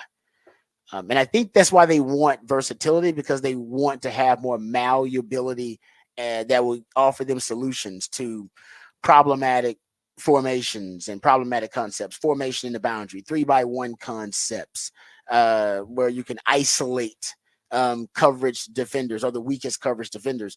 And I think, first of all, they're trying to get rid of all the weak coverage defenders back there and have guys who are more coverage specialists, which they do. That's Makuba. Derek Williams can cover. So can Jahdae. So can Malik Muhammad. So they have more coverage specialists back there. But also you want, ultimately, you want to have the concepts, like the scheme itself. You want to have it to the point where it can have solutions baked into the scheme, and versatility will give you that, in different ways. All right. There you go. Some Longhorn football conversation with the Shrine Bowls list of the 1,000 top draft eligible prospects in college football. We'll get to some NFL conversation when we get into Raj around the day.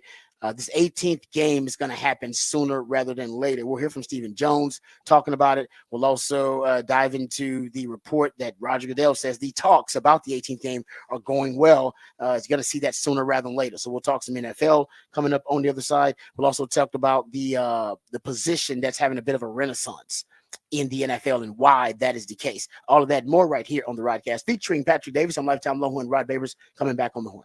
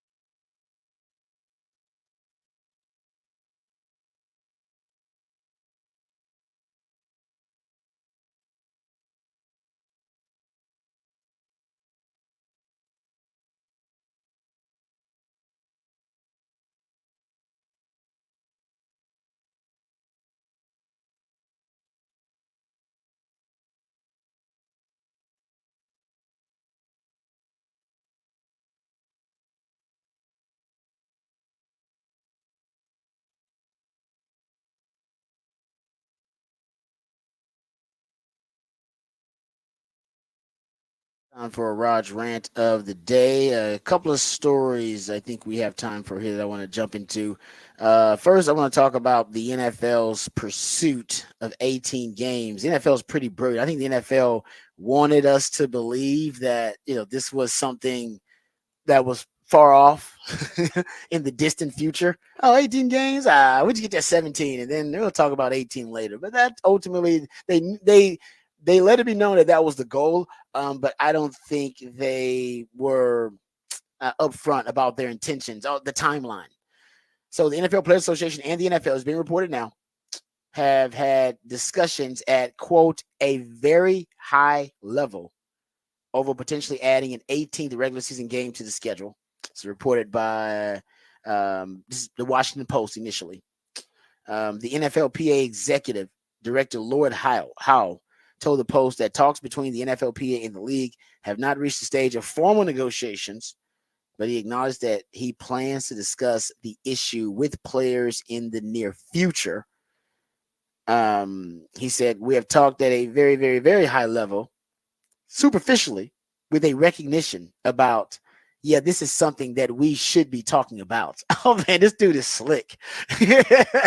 This reminds me, he said, we have talked at a very, very, very high level, superficially, with a recognition about, yeah, this is something that we should be talking about. And we should really kick the tires and understand what else goes into that decision-making process. That's what he told the Post. This is when I used to say to some women, some young ladies who were like, you know what, at one point in my life, I could imagine seeing myself falling in love with someone like you. And all she would hear is love and you. But there's a lot of words before and after and during and all that. It just, I was being vague on purpose. And that's kind of what he's doing too. I think it's like, you like, hey, do you want to move in together? Like, hey, we need to broach the subject of a conversation about having the converation of us moving in together. But we're not doing that yet, but we're just broaching the subject of a conversation about the conversation. Exactly right. Because he knows if he reveals too much, he could scare the Players Association away. Yes. And there'll be too many articles and about it, and people like me talking about it. And he doesn't want to do that. He kind of want to sneak up on everybody, get this thing done, and then reveal, oh, it's already done. You start talking about it now too much, you could, kind of scare the other side away. Then all the players start calling the players union and be like, whoa, what's happening? Yes. You don't want to have that. You want to wait until it's done, and they go, don't worry about it. We got it. It's already done. Here's a we've already got a pamphlet. We've already sent you the pamphlet, and we've already sent you everything. You got the email. That's how much more money you're gonna make from the deal. There you go. That's exactly right. You don't want the blow. So I understand what he's doing. He's trying to avoid it becoming a hot topic, and getting all the hot takes from the players and from Stephen A. Smith and all that. You don't want that. Right now, it's under the radar. Every ex-player with a podcast. Yes, and remember, I told you guys when it's under the radar. Remember, I told you guys about the lawsuit when it was under the radar. I said, guys, the NFL might lose this lawsuit, man. It can change everything. And that was I think it was 2 months before it actually happened. And they lost the lawsuit, became a big deal. There's a lot going on with the NFL, and they don't want you to know. The NFL, not like any corporation, right? Corporations are people now, right? You know what the law says? So they got skeletons in their closet, just like we do. And especially the really wealthy corporations, right? The one that generate the most revenue. What's the old saying? Behind every great fortune, there's a great crime. So the NFL's got a few crimes that they're hiding the skeletons in the closet that has helped them become the number one TV show in America. And they're dealing with one right now in that antitrust lawsuit. And the NFL, one discusses is they don't care enough about player safety. But no, we care about player safety. And the 18th game, is kind of proof. Well, not proof, but it is. It's for some people, it is considered evidence that they care about profit, not the players, not safety. They're all about the profit, which I think they're about profit too. But the Players Association should care about player safety more. And if you're going to give up that 18th game in negotiations, get something substantial for it. Don't let the owner say, we're going to stop testing you for marijuana or something like that. And no, all right, that's not enough. They really do need to start getting toward better health care long-term for players, more guaranteed money in the contract, at least a certain amount of guaranteed money. Hell, maybe try to get rid of the franchise tag. You know what I mean? Like stuff like that actually can help the players start to gain more leverage overall as a players association. because they are the weakest player association out of all the major sports. So here is we got this from Stephen Jones. Actually, Stephen Jones was asked about this 18th game. So like I said, it's starting to get a little bit of buzz. And here's what Stephen Jones had to say about the NFL's conversations about the 18th game. What are your personal thoughts and the Cowboys' thoughts on this 18-game season versus what the players are having to endure and put their body through right now? Well, I think at the end of the day, it's a great point, Chase. I'm on the competition committee. We've talked about this, knowing that it's probably inevitable. It's certainly, I do know, at the end of the day, the players, enjoy the compensation that's coming their way, and they get, for the most part, half of every revenue dollar that comes through the door. And so certainly getting paid well. We all know when we go to 18 games, the revenue is going to jump, and certainly should only help in terms of the money available to pay players and, get players the compensation. I do think, to your point, Chase, is, whether you're a general manager, whether you're the head coach, whether you're a coach, there's going to be some strategy in terms of taking care of your players, in terms of, how you manage through your full 53-man roster, how many guys can be up and available. All those are just very, great questions in terms of, how you manage through a season if it ultimately goes to 18. Obviously, that has to be bargained with the union, and it'll be, a great conversation, because no one wants to protect our players and have them up and healthy than the National Football League and the 32 individual teams. We all know at the end of the day, you want your best players up and healthy, playing for the championships when you get to the playoffs. All right. So he says it's inevitable, right? That's Steven. That's because he's in the owners' meeting. They're like, dude, it's happening. Like it's happening. If you're the player association, you just need to make sure that you are getting something for it in return, because the 18th game will happen, and they want it badly. So you do have some leverage, because they want it so bad, they may be willing to give up, something that they have had a stranglehold for a long time. And also remember, the Players Association voted for a 17th game barely. They barely passed the vote. It was a 51.5% vote in favor of a 17th game. Barely got it. Barely. And there's a chance now that the Players Association could be split right down the middle, or you could have more players. That's why that guy's being really careful about how he is broaching the subject. He's like, no, I don't want to offend anybody or get anybody riled up, because all it takes is you to swing just a small portion of the Players Association, and then they'd be voting against this thing. Yeah. So that's what's at stake, but it's definitely going to happen. Like the Players Association hasn't won a negotiation with the NFL in forever. They just with the owners, I should say. The owners are just more savvy than they are, and the Players Association, they're not in a position to play hardball. No pun intended. Yeah. So they should add a bye week too. That's also got to be part of it. Joe Burrow brought that up too, because he said it's inevitable. So he said they got to add a bye week. They should add a bye week. They should have another bye week on top of it, which the NFL is cool with, because the NFL just wants to prolong their sports calendar and take up more space. I always say it's like a monopoly board. They're trying to own all the most valuable real estate on the monopoly board. And excuse me, that's what the NFL wants to do. So now they could bump the season one more week longer. Actually could do a couple of more weeks longer, depending on if they're going to add one bye week or more bye weeks. I don't know. They could add more than one more bye week. I would say 2 bye weeks should be sufficient. Yeah. Yeah. And 18 games is a lot. No, it's a ton. Season. It's no, and I think that's probably what the players were worried about at the 17. They're like, well, we give them 17, they're going to want 18. As soon as we give them 18, they want 19. They're going to want to play year round, basically, because they want the money. Yeah, because they want the money, and it's there's no other way to get more other than more games, and they want to put them overseas though. That's why they want more games too. They want more games. They want more because they want to send some overseas. Remember, they're trying to grow the revenue. Yep. They're trying to grow the revenue pie. And right now, they're pretty much fixed in the amount of revenue that they could create and generate here in America. right? Because they've grown as fast and really they're getting some more money from the streaming rights and from the broadcast deals a little bit more. Sports gambling has helped tremendously too, but based on their projections, they can only grow so much by being an American sport. Yeah. They have to have more influence overseas. That's why flag football is big. Mm-hmm. The flag football thing is huge being in the Olympic sport because that is their candy cigarette. So I'll try to get the game to grow with a younger fan base, even though most soccer moms right now, a lot of soccer moms, they're reluctant to let their kids play football at an early age. They can play flag football. That's the candy cigarette. And also it allows them to spread the game internationally because internationally football is it's expensive. Yeah. Pads, helmets, a really expensive sport to play or to finance, but flag football, pretty cheap.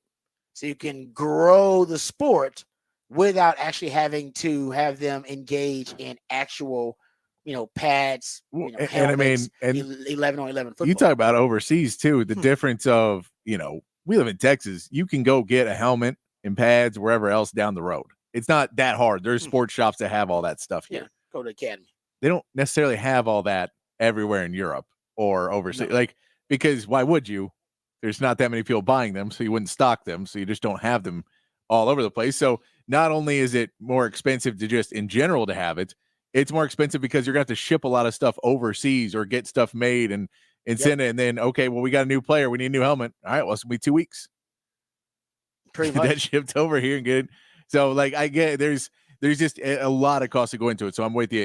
That is one of the reasons they're doing flag football is, man, we can ship you over some flags. Express. No problem.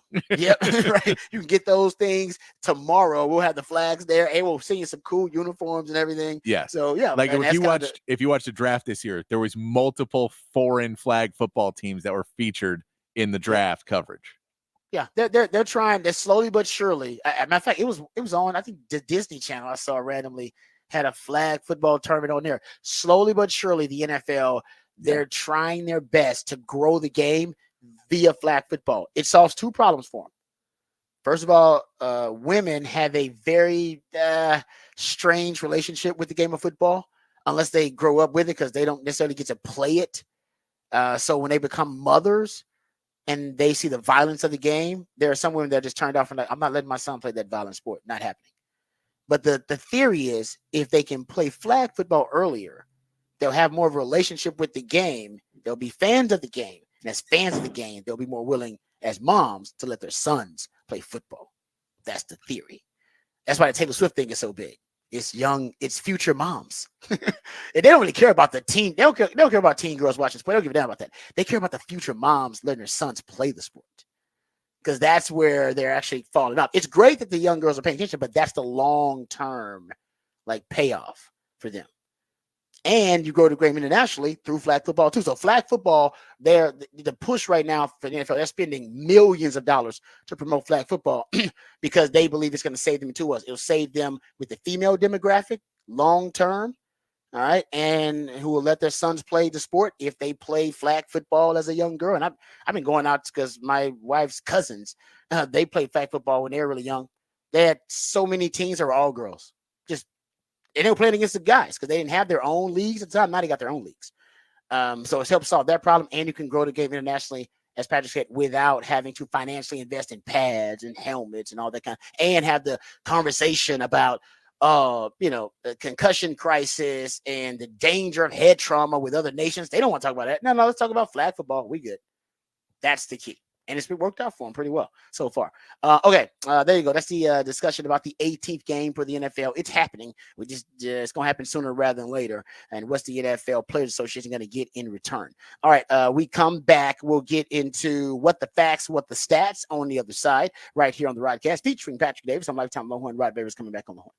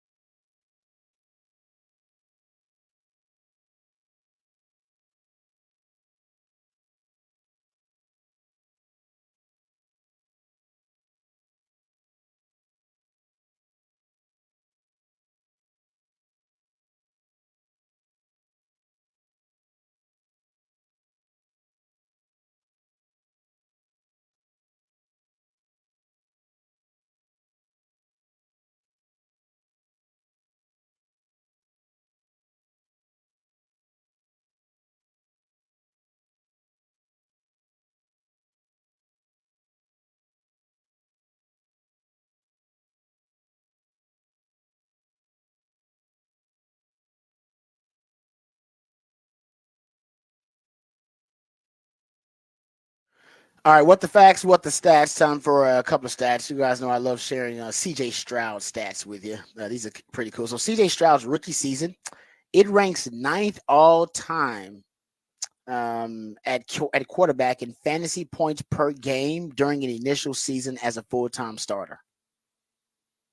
And hell, these records go back to 1984. I'm assuming because that's the oldest, or at least the oldest of these quarterbacks on record who had the most fantasy points per game during their initial season as a starter. And he is the youngest, actually, of the top 11. So here are the top 10. Patrick Mahomes, he's number 1. His first full-time season as starter. He was averaging 26 fantasy points per game. A little over 26. Cam Newton, remember Cam Newton's rookie year? He was a beast.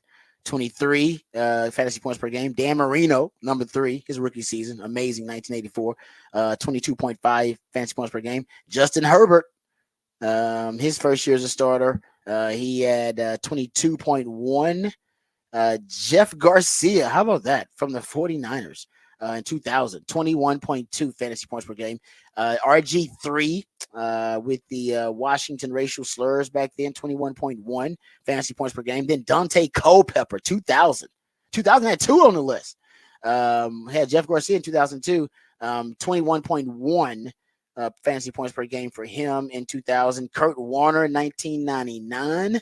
20.4 fantasy points per game. And then CJ Stroud, number 9 on that list. 18.4 fantasy points per game, but he's the youngest. 21.9 is his age on here, and the next youngest was RG3. Well, actually, take it back. Cam Newton. Not take that back. Dan Marino was pretty young too. So yeah, they've had some young guys, but he's the youngest. But they've had some young guys. Justin Herbert was pretty young too. So he's 22 and a half years old when he set the record. So they've had some younger guys, but CJ Stroud does crack the top 10. Dak Prescott, how about that? He's number 10. Right behind CJ Stroud. 17.9 fantasy points per game in 2016 for him. How you like them? So there you go. CJ Stroud among some really, really talented QBs in their first year as a starter, and being able to give you a lot of bang for your buck if you got them on your fantasy team. Another factoid here. Oh, so we're talking about CJ Stroud. I got another one for you. He has the most bets of any player. CJ Stroud has the most bets of any player to win the NFL MVP at FanDuel Sportsbook. 10-1 odds. Told you it's good value. I don't know if it's good value anymore. It was good value. Yeah. Right now it's probably not good value. But it was back when I first had that tape, which was I think a couple of months ago. It was great value. Yeah. So you know. Well, and it depends. Stroud numbers. Can Joe Mixon stay healthy? People are already freaking out about Joe Mixon missing a couple days of practice at training camp. Oh, is it an injury thing? Is he he's missed 2 days of practice. I know that. That ain't good. Yeah, and they signed Cam Akers, and then he missed 2 days of practice, and it freaked everybody out, especially fantasy football people, because they're trying to figure out where to draft him. And they're like, "Oh my God, is he?" So they haven't said anything. I'm sure it's probably something really minor, and they just don't want to hurt him. But yeah, still though, this is why Casario, I was reluctant to rework the deal. You know what I mean? Like, why'd you rework the deal, man? Anyway. All right, that's I'm beating that dead horse. Okay, one other factoid here. New York is now the new sports betting capital of America. It has been since they legalized sports betting in New York. But $1.48 billion wagered in sports betting. In New York as of June 2024. So. Yeah, that's a lot. If you go look at and New Jersey's at 748 million in terms of keeping up with the sports betting, sports wagering states, and who produces the most revenue. It's New York now. It's not the East Coast. It's New York and it's Jersey, pretty much. All right, we come back. We'll get into some of the other top stories of the day. We'll get into some Texas football conversation. We go behind the Bernard's curtain. We'll talk about the NFL news, notes, and nuggets. CeeDee Lamb holding out. Brandon Ayuk is deciding to report. We'll talk about what's going on with the wide receiver market. All of that and more right here on the Rodcast, featuring Patrick Davis and Lifetime Longhorn. Rod Davis coming back on the horn.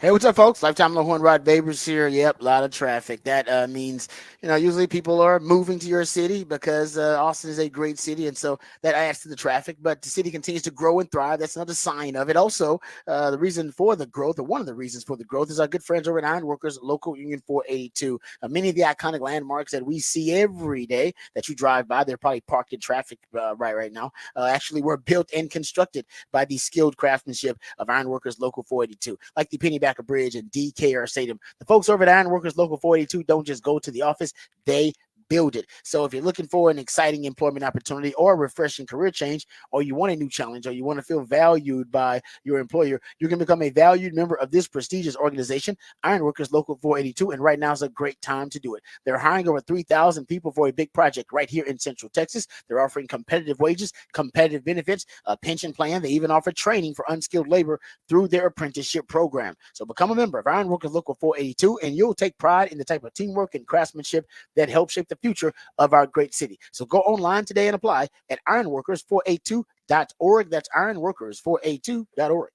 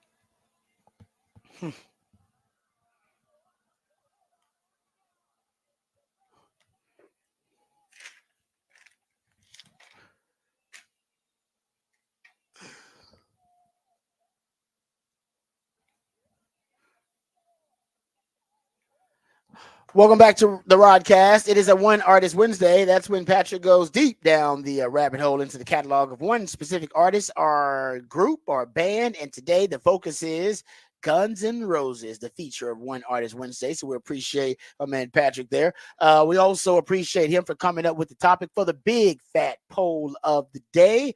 And it's a nice one. It always is a great conversation starter. Patrick, give folks the topic for the big fat poll of the day. Big fat poll of the day today. What new Olympic event are you most likely to watch? Right now, not surprising, breaking is in the lead. People ready to watch some breakdancing. Oh man, you know it is. Like I said, I can't wait now. Now you got me all hyped up about breaking. It's gonna be fascinating. I got to get my wife to watch it too. We're gonna be a family affair to watch breaking and figure this out. Because like I said, you said it's the youth, right? It's a youth sport. Well, no, I don't think it is. It's B-boys. So it says boys and girls, but they're B-boys and B-girls. So I don't think. But they say boys and girls, or they say men and women. No, they say B-boys and B-girls. Okay, so they're just trying to be hip. They're trying to be hip and cool and with it. Okay. Yes. Okay. All right. All right. But I do wonder if it's gonna be older dancers or younger dancers. I mean, it's the Olympics. Everybody's pretty young, but like I said, breakdancing isn't necessarily an expertise or a specialty of the younger generation of dancers, but maybe I'm off about that. I know that everybody's got different types of dance they specialize in. I was exposed to the dancing world for a long time. One of my exes. So I know that everybody's got, so I'm sure there are people out there that their expertise is break dancing, like tap dancing or ballroom dancing or whatever, contemporary or hip hop, whatever it is. But break dancing, I can't wait. It's going to be wild. It's going to be crazy. I wish we probably got to do some research. And now I'm going to probably go down the rabbit hole to research exactly how, exactly who these people are. And like the Olympic trials for breakdancing, how they happened, where they, held these things, and who made the decision. And even more interesting than the athletes participating in the breakdancing competition, the judges. Who's judging this? And how'd you come up with these judges? And how are these judges, how are they qualified to judge breakdancing at the most elite level? Like, that's crazy. And then I'm interested in the countries that are going to be. So there's 3 countries that have 2 men and 2 women, and that's France. Only okay. So there's more countries, but they only have like one, or they have 1 man or 1 woman, but only 2. They have 2 of each. Okay. That's France, Japan, and U.S.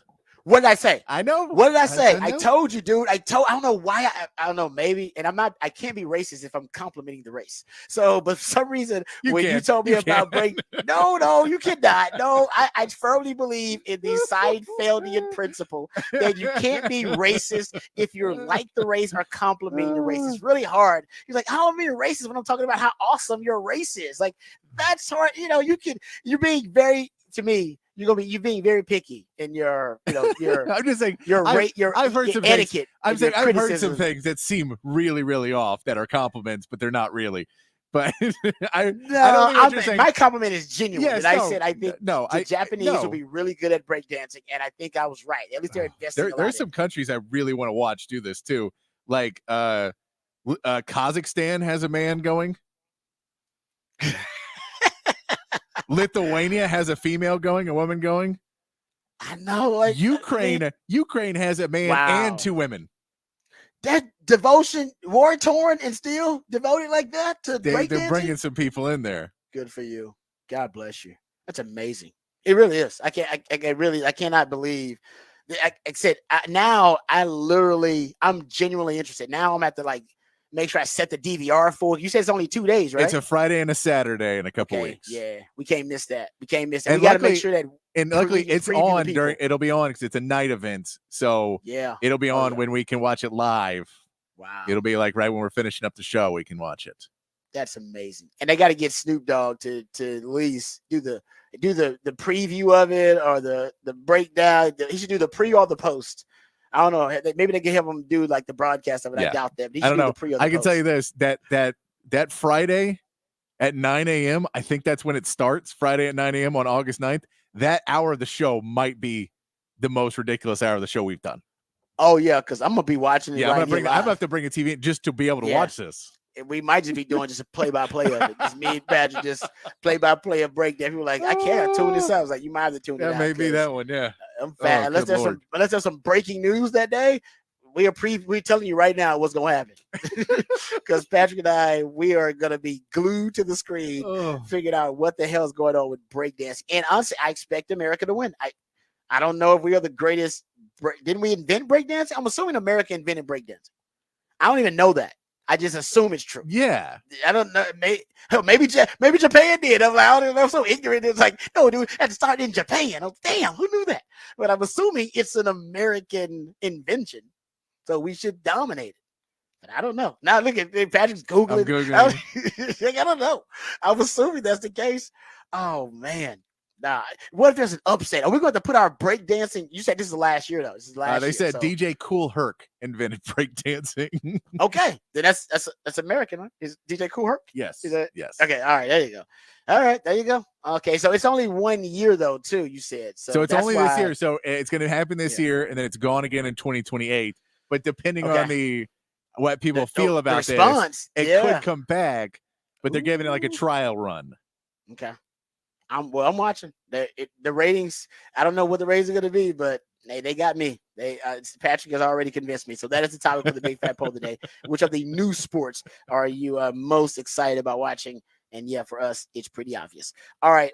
Before we get to the NFL news notes and notes, going to talk some CeeDee Lamb. We'll talk about the wide receiver market a little bit. My man Shano did something that it didn't work for him. But you must applaud this man's testicular fortitude and the scones he's got. And I'll give you that that story coming up here as well. We'll talk about the holdouts or potential holdouts coming up in the NFL before training camp. You got a couple of players that are holding out. You got a couple of players potentially that are holding in. So we'll go through some of those news, notes, and nuggets on the other side. But first, let's get updated. Let's get educated and informed on all the top stories of the day with Patrick Davis and the Horn Headlines. All right, your Horn Headlines brought to you by Top Gun Rentals and Lawn Equipment. In the MLB, the Astros dropped the second game of their series to the A's 8-2 yesterday. Jake Bloss only lasted 4 innings, giving up 6 hits, 5 runs, and 4 homers in his third career start. And the Houston batters once again could produce hits, but not runs, including Alex Bregman not scoring on what should have been an easy sacrifice fly. The Astros will try to salvage a game in what is their last trip to Oakland, with Hunter Brown getting the start this afternoon. And the Rangers picked up another win against the White Sox 3-2 as John Gray found his groove and retired the last 15 batters he faced before being pulled with 2 outs in the 8th. Gray allowed 1 run in the 3rd before shutting down the White Sox, and another 9th inning home run from the Chicago was not enough to force extra innings. Josh Smith stole home on a successful double steal in the 1st inning and then knocked another home run on a double in the 8th.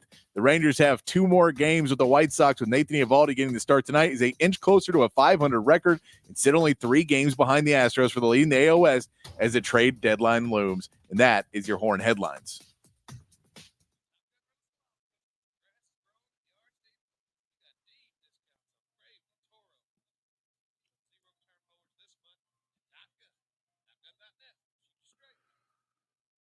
All right, thank you, Patrick, for the Horn Headlines. Let's start close to home. The big news coming out of Cowboys training camp, guys, will report today. They arrived yesterday. They'll report officially today is that CeeDee Lamb will not be among the players reporting to training camp for the Dallas Cowboys. Calvin Watkins, who's been following the story closely, he has reported, he tweeted this out yesterday, that as the Cowboys get ready to leave for training camp today, the organization hasn't had substantial contract talks with receiver CeeDee Lamb. A person with knowledge of the discussion said. He also said a person with knowledge of his thinking, CeeDee Lamb's thinking, said CeeDee will not report to Cowboys training camp.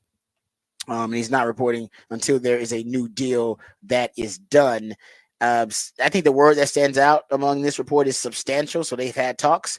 Substantial, I'm assuming from CeeDee's side, would mean, coming close to what their dollar figure is. So I think ultimately the Cowboys are probably offering the floor of the top receiver market right now, which is 30.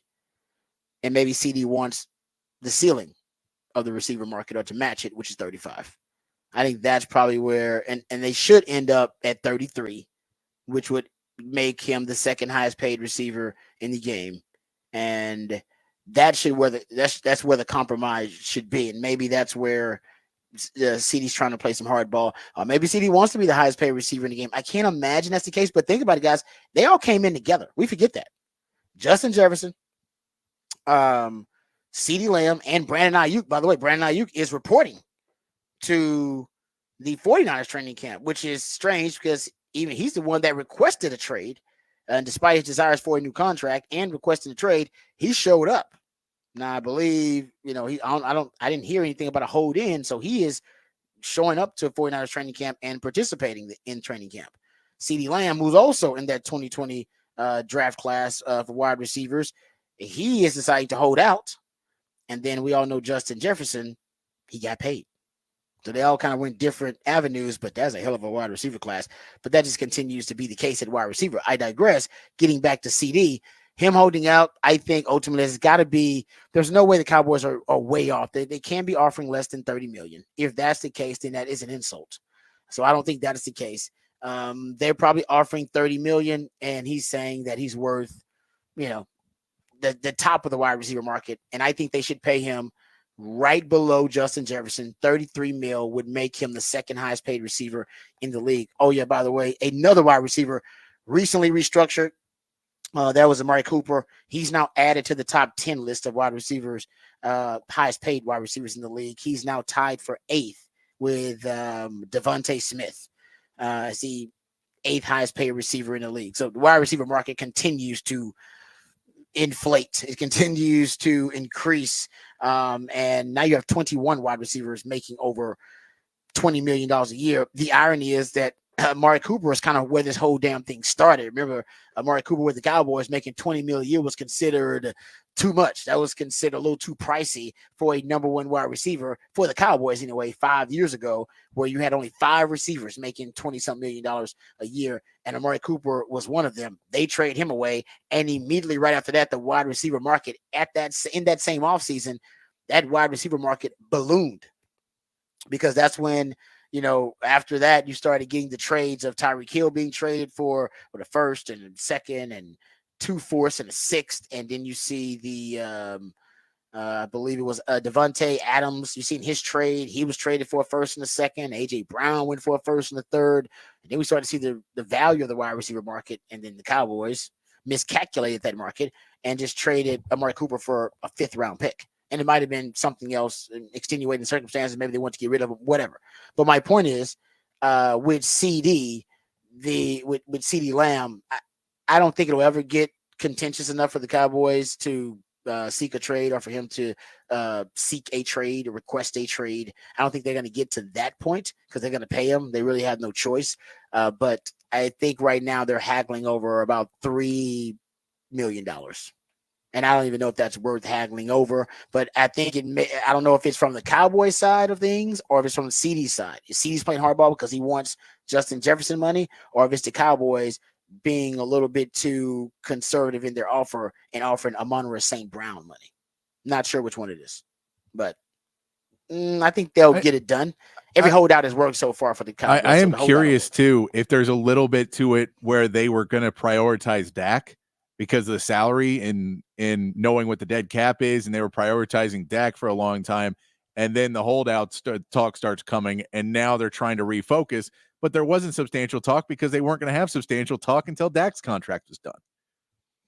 So there could be issues of, we were trying to figure out Dak because that way we know our salary cap for next season better, so we know where we can fit you into it. So we haven't had those because we were supposed to get Dak done, but Dak's waiting for Jordan Love. And now you're not showing up. So we kind of had everything in an order, but it's all being held up in a way where it's not working out the way we'd hoped it would. I like that theory. I know there was a report they were prioritizing CD, but I like your theory. Well, and they could be prioritizing him now, but they haven't been up until they heard he was going to hold out. Yes, that was a report, is that they didn't want him to hold out, and Dak wasn't holding out. Dak so they could have said, well, we're prioritizing Dak all offseason, but he's waiting for all these other QB deals to get done. And then we hear CD's going out. So, okay, now we got to prioritize CD, but we don't know what we're at because we don't know if we're 40 million dead cap with Dak and no quarterback, or, we signed Dak and now he wants to be the richest paid quarterback in the league and the highest paid player in NFL history. Does he want that contract? I could see where they want to get the Dak deal done first, and they just kind of ran into the place where they didn't get it done. Yeah, no, you're right about it, because maybe, like you said, Dak's waiting on more leverage. I don't know how he could get more leverage, but if we're lining up all the reports, because I like your theory, I really do. I think the waiting game theory that you're proposing makes a lot of sense. That and then it lines up with Adam Schefter's report yesterday. Remember, I told you guys Adam Schefter reports that Dak's going to get $60 million. He said he could get potentially more. He's going to get more than $60 million is what Adam Schefter reported, and he could get way more. Yeah. So he's going to get more than 60 million, and he could get way more than 60 million. To do that, he's going to need more leverage. The Jordan Love deal, if Jordan Love ends up getting Trevor Lawrence money, top of the market quarterback money, that would give Dak a little bit more leverage. So maybe, like you said, Dak's waiting on that. And then that would also line up with the report that, because I remember earlier it being reported, I think maybe it was Michael Gelkin, that the Cowboys, just based on their salary cap, they almost need to get the Dak deal done first. That it would help them. They would have more flexibility to get that deal done first. And then getting the CD deal done, knowing they have time to get the Micah deal done. So they don't expect the Dak deal to fall apart. But to your point, if it does fall apart, then why are you signing CD? If the Dak deal falls apart and Dak's like, I want $65 million. Yeah. You're like, no, hell no. And he's like, well, that's the price tag. And is that all right? Oh, I'm gone. And that's just assuming, I'm not saying it will, but it's say worst case scenario, it falls apart. Then there's no point in you signing CD. You need to trade CD at that point. No, and then we're rebuilding everything. So yeah, you could be the waiting game theory. And you also throw in the fact that Jamar Chase, they could have been, CD's people or somebody could have been waiting on the Jamar Chase deal. And then the reports that their ownership came out and basically said, we don't have the money to pay him right now. We have to see how everything else works out. So we're not going to probably get that deal done immediately. We want to sign him. We're going to pay him, but we're not getting it done immediately. Then that now CD's not going to wait for that deal. Yeah, no need to wait for it. And the Cowboys can't wait for that deal. So that's and there's no wide receiver that's going to push the market now. I mean, Brandon Ayuk's not going to push you. You'll push it more than Brandon Ayuk would. Yeah. I like your waiting game theory. That everybody's kind of waiting on each other, and that's why and you see one of those moves to be made, and then it'll start a domino effect on some of the other moves happening. But right now, yeah, I like your theory, and that's why CD decided, all right, this is my time. I'm going all in. And the holdout will work because it worked for Zach Martin last year. It worked for Zeke in 2019, and right before training camp, both of those guys held out. And I think it'll work for CD too. So I wouldn't worry about it coming down to a trade situation, but the Cowboys should be ready for that. They should be ready for it in case things fall apart as an organization. It's just wise. There are some organization in the NFL who are probably in the minority now that have decided to reset the wide receiver room. Kansas City did it. Green Bay did it. And I think you'll see a couple other teams decide, man, I can't continue to pay, because even the 49ers you're gonna pay Debo and you're gonna pay Brandon Ayuk. You should have a $30 million a year receiver and then a $20 million something a year receiver. And there's some teams deciding, like Philadelphia, like Miami, who knows, maybe even San Fran, that the wide receiver position is the second most important position in football behind quarterback. There's 6 non-quarterbacks making $30+ million a year. 4 of them are wide receivers, and that number is going to be 6 to 7, maybe 6, because Jamar Chase is not going to sign his, but 6 once the Ayuk deal and the CeeDee Lamb deal gets done, you're going to have 8. You're gonna have 8 players making $30+ million who are not quarterbacks, and 6 of them will be wide receivers. That's the second most important position in football based on the straight cash homie. And there are some organizations that totally believe that, and I think there are others who decide, we're not going to operate that way. No, and I mean, you can't look at the Chiefs without mentioning they have Patrick Mahomes and Jason Kelce. Say, well, they reset the wide receiver. You go, they do have the best quarterback by a good distance and the best tight end. So you can't necessarily judge that if you don't have the best quarterback or the best tight end. You can't repeat that model. The Packers have done it, though. The Packers, that's kind of the way they go. Yeah. The Steelers are kind of a model like that. The Packers had 2 running backs that were better than anybody that's on your roster right now, and that's how they beat you really badly. But they also are not competing for a Super Bowl either.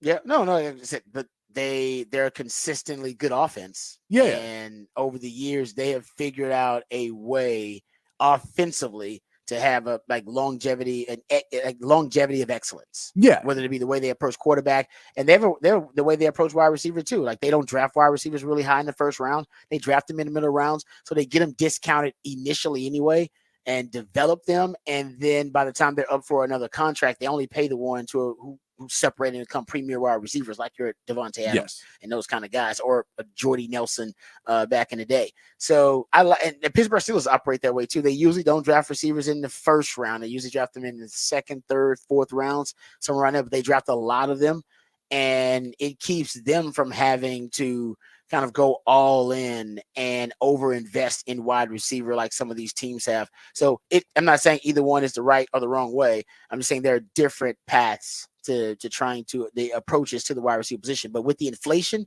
at that position now, everybody's got to rethink how they approach wide receiver. Yeah, it's totally just agree. It's crazy. Yeah, I've never seen anything like it. I even the quarterback position, I don't think has, and we understand why the quarterback position is valued at what it is. It's that skill set is so rare because there aren't even 32 like starting caliber quarterbacks, like elite starting caliber quarterbacks in the world. We see that watching the NFL, right? So it's just an elite, rare skill set. That's why it's worth so much. Guys, wide receivers, I'm not excited. These guys are really good, but they're not rare. Like they're not rare. That's why you got 21 of them making $20+ million a year. You're about to have 6 making $30-some million a year. And as soon as another wide receiver starts to hit that that statistical achievement and becomes a elite wide receiver, which by the way, with the passing game happening, more and more we're starting to see that, they're gonna get paid $30-something million a year.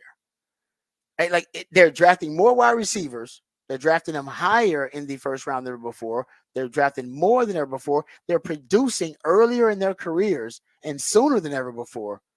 And yet the value of them continues to increase. And like I said, that doesn't really match up with economics. Usually it's about rarity of the skill set that makes it valuable. When you get an abundance of a position like wide receiver, the deepest position in football at any level, you would think that it would drop the value of it a little bit, but it's not. It's like I said, that's why it's to me, it's one of the strengths. Like edge rusher too. Edge rusher is rare to have a great edge rusher. That's why they're worth so much money. Left tackle. That's why they're worth so much money. They're rare. The wide receiver's not rare. Like the Texans got 3 of them. Like you can get them in the 3rd round. They're good. You get them in the 1st, 2nd, and 3rd rounds. Really good ones. AD Mitchell in the 2nd round. It's gonna be their wide receiver 1. Like you get them all over the place. Why the hell are they paying so much for them? That's why some teams like the Chiefs are going, I'm not doing that. That makes no sense. Like it doesn't add up. You know what I mean? Like it doesn't make sense. It's economically, financially, like it doesn't make a lot of sense to me. But I get it, and I'm saying I'm observing it and pointing it out to you, the trend and the pattern. But I don't know when the bubble is going to burst on the wide receiver position. Yeah, because we've seen them reset positions, and it's weird that they have not even remotely tried to reset the wide receiver. You would have figured like in the last 2 seasons they would have tried to reset it. Yep. Like the way they did with running backs, the way they've done with this season with DBs. Yep. In secondary, you figure at some point they're going to say, okay, we're not paying anybody that amount anymore. We're just all of us get together, all the owners to get together and go, hey, we got to cut this back. It's getting ridiculous. Wide receivers can't make this much money. Yeah, but you know why? Quarterbacks. Yeah. The quarterbacks want them. Yeah. The quarterbacks are literally sitting there with the owner saying, I need that guy. I need you to sign my guy. And they need you to sign me. So that's what the DBs don't have, and the running backs never had either. No quarterback went there and went, I need that running back. I need him. I need him for me to be great. No quarterbacks ever said that to their owner. No. I guarantee you there have been multiple quarterbacks that went to their owner and said, I need that wide receiver. No quarterbacks ever audible to a run play with a smile. Exactly. Yeah, that's true. That's a great one. I like it's like, damn it. Yeah, it's always like, all right. There you go. They're dropping 11. I guess I should probably hand it off. I totally agree with that. All right, there you go. Some NFL news notes next. Also, Matt Stafford. There was a report that he was going to hold out too. I didn't even know this. And apparently it wasn't even, I don't know, it wasn't necessarily a threat for Matt Stafford. I'm not joking. I'm paraphrasing the report. It was essentially the Rams felt he should have felt disrespected by his salary now. The Rams thought that he would feel disrespected by the ballooning quarterback salaries now, and that he's right now making $31 million a year. And they basically were like, man, we're a little nervous. He's only making $31 million. Is he going to show up to work? We don't know. Because I wouldn't show up for them workers' wages. It's like, but that's not, and he showed up anyway. Now they like, we will restructure his deal so that he can get, some more money and feel a little bit more guaranteed money. He's not making Amon-Ra St. Brown money.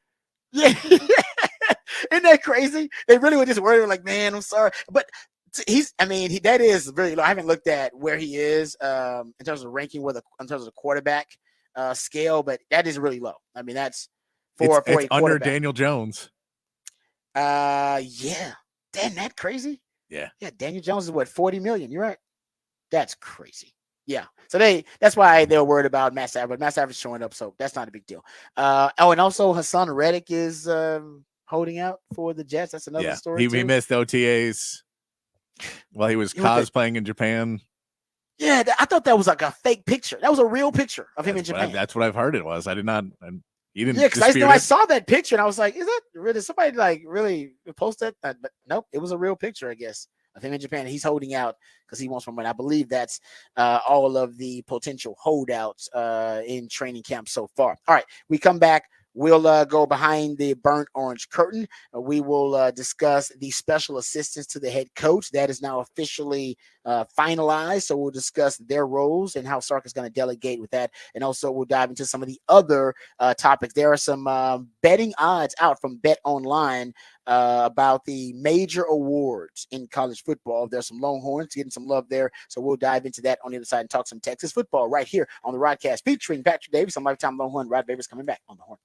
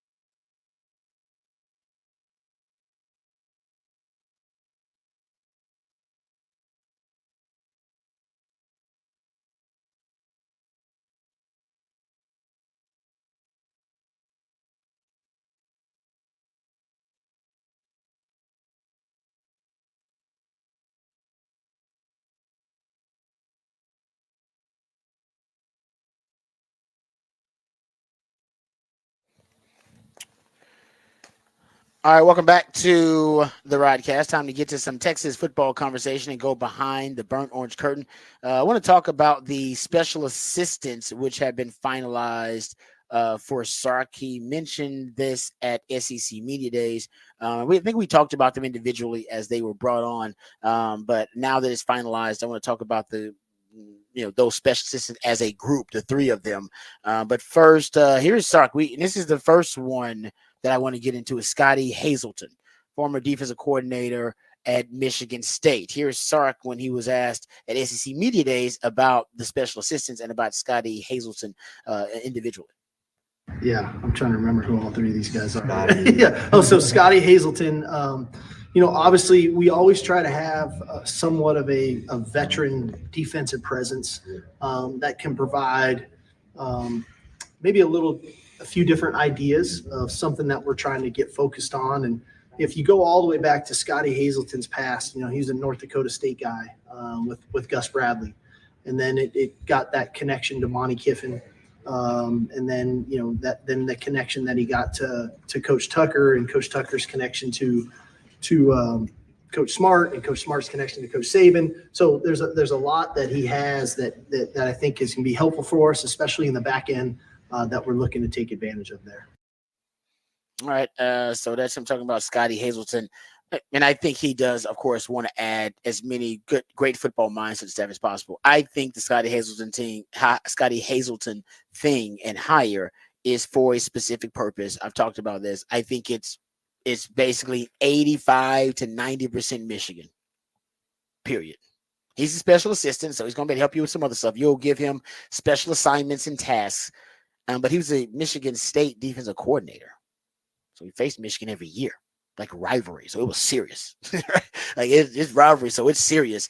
And essentially, even though Jim Harbaugh is gone and he took a lot of his staff with him and they'll have a new defensive coordinator, still going to have the same offensive coordinator in Sharon Moore.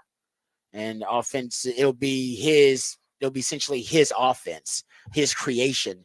And so they'll still be running that same offense, pretty much the hardball ball, right? Bully ball, what the hardball likes to play, and still that brand of football.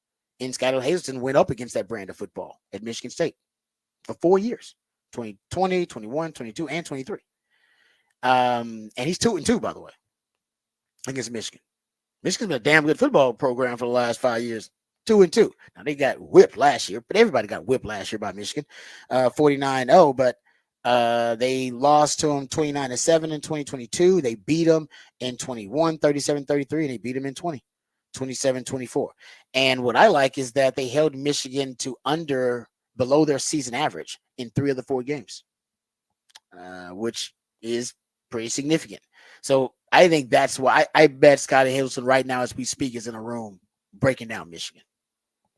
And I think he's the one that's going to help Texas get a head start in their Michigan prep and breakdown.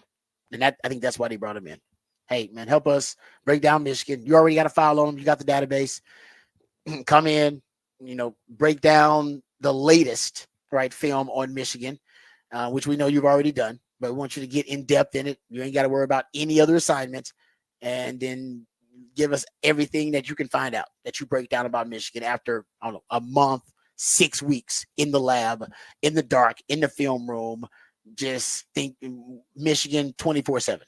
And I bet that's what his assignment is. And then Texas will take it from there, and then they can, fill in the gaps with their own game plan. They can fine tune it. They can, really try to refine the game plan and make it really specific. But I think the broad strokes, he's a guy that can give you some of the broad strokes. And because Texas got a lot of big games this year. Coaches do prep for big games in the offseason. Think about how many you got this year. Last year you just had Bama, Oklahoma.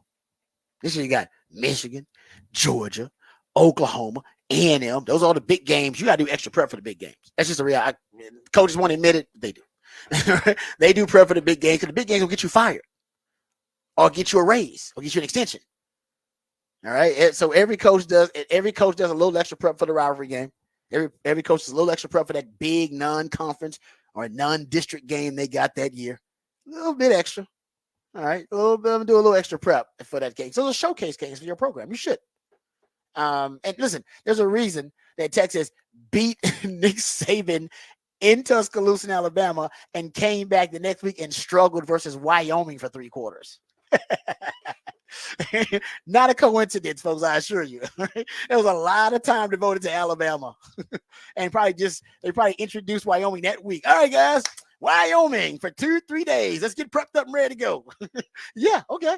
And then, the game plan is not as sound, right? It's not as finely tuned and specific. That Bama game plan, though, they were ready for that one because they've been preparing for it for like 3 months in the offseason.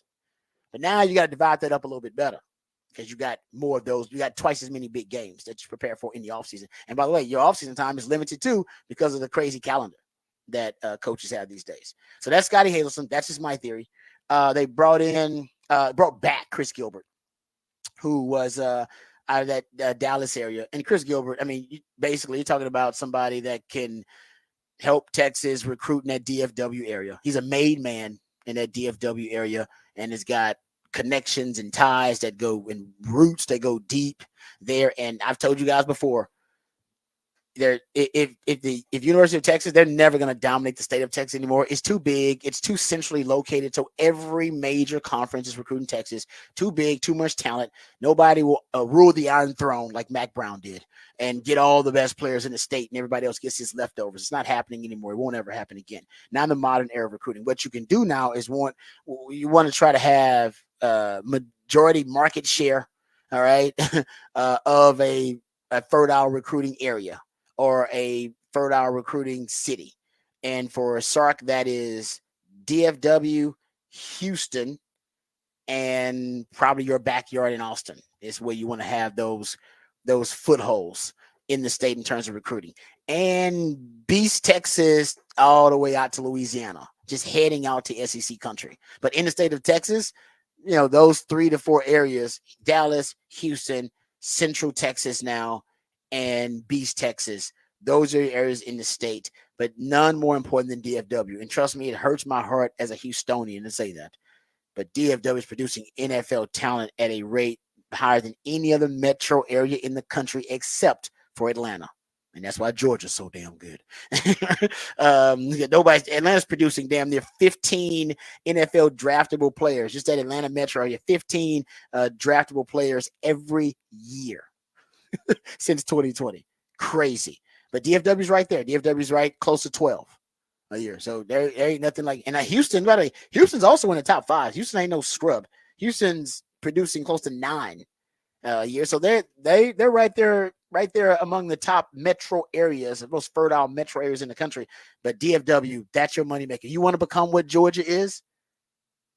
You gotta have DFW's got to be to Texas what Atlanta is to the University of Georgia. Yeah. It's why do you think one of the reasons why SEC Media Days was in Atlanta every year, and then they're like, let's go to Dallas.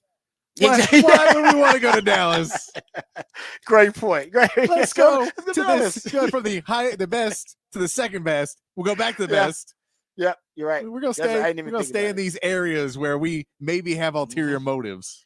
It's a great point. Yeah, seriously. If they end up in Houston somewhere or next, or let me see, what's the other place that's LA is in there, but they're not going to LA. No. But Atlanta's in there. So there's a metro areas producing the most NFL talent. Miami. No, wait till Big Ten does it in LA. Like, what? Oh, that's true. Good point. They got an excuse now. They got an excuse now. Yeah, they can do it. Good point. They should do that post haste very quickly. But yeah, that's why Chris Gilbert's important. He's a made man in the DFW area. You can't put a price on or quantify what that means to the Texas program right now. And go look at that damn roster. How many DFW guys on that roster now?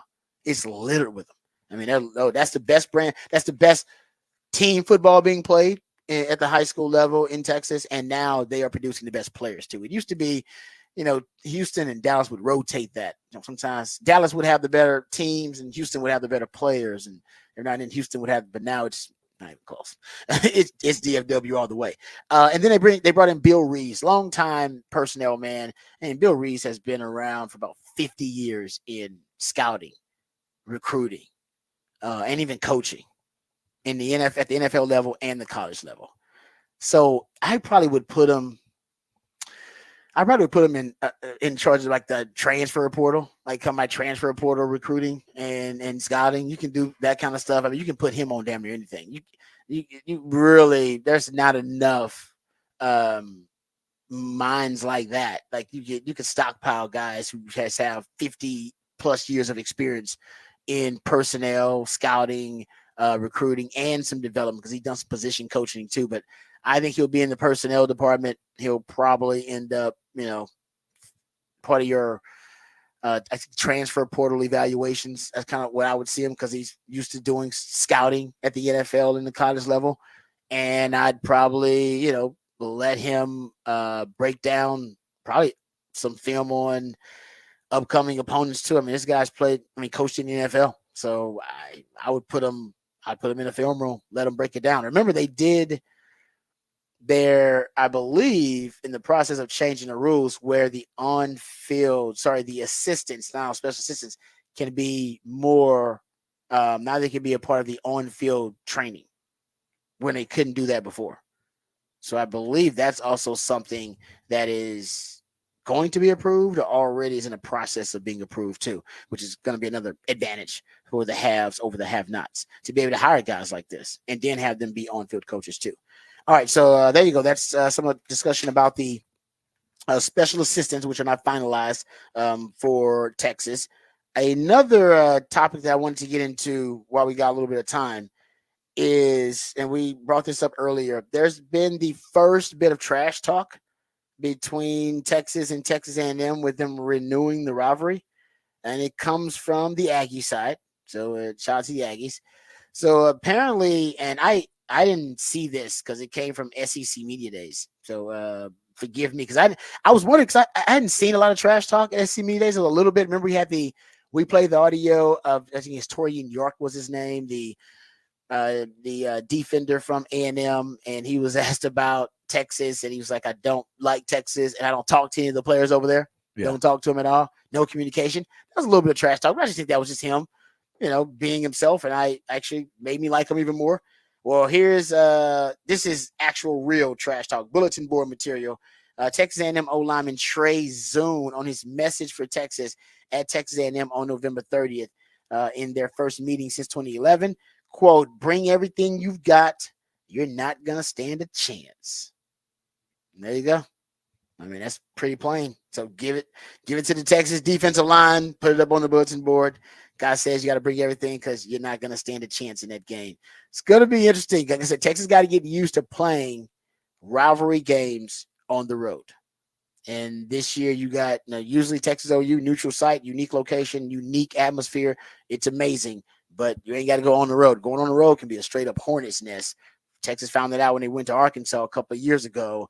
And now you got to get used to going. You can go to Arkansas this year. You got to go to A&M this year. You got to go to your rivals.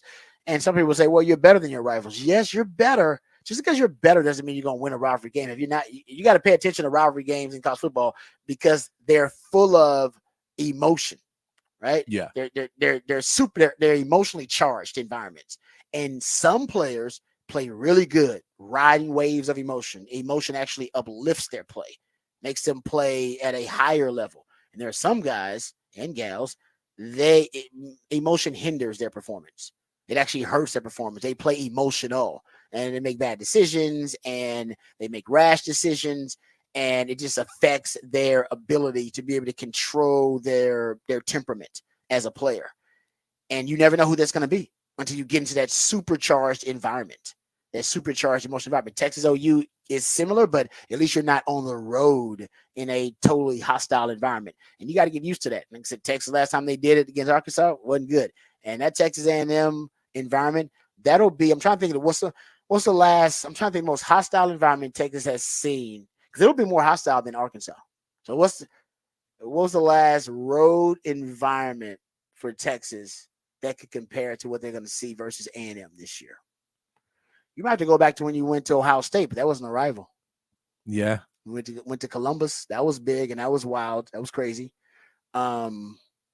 And I think the last time you played A&M probably was pretty wild. Yeah. I was there. That was crazy. I mean, that's last time you played them. And by the way, A&M, I believe at that time was considered a better team. I mean, I know Texas was the underdog. I know they beat him the year before. Yeah. Yeah. Like I said, I don't like I say that's what Texas got to prepare for, man. It is going to play at a rival's place. Supercharged emotional environment, anything could happen.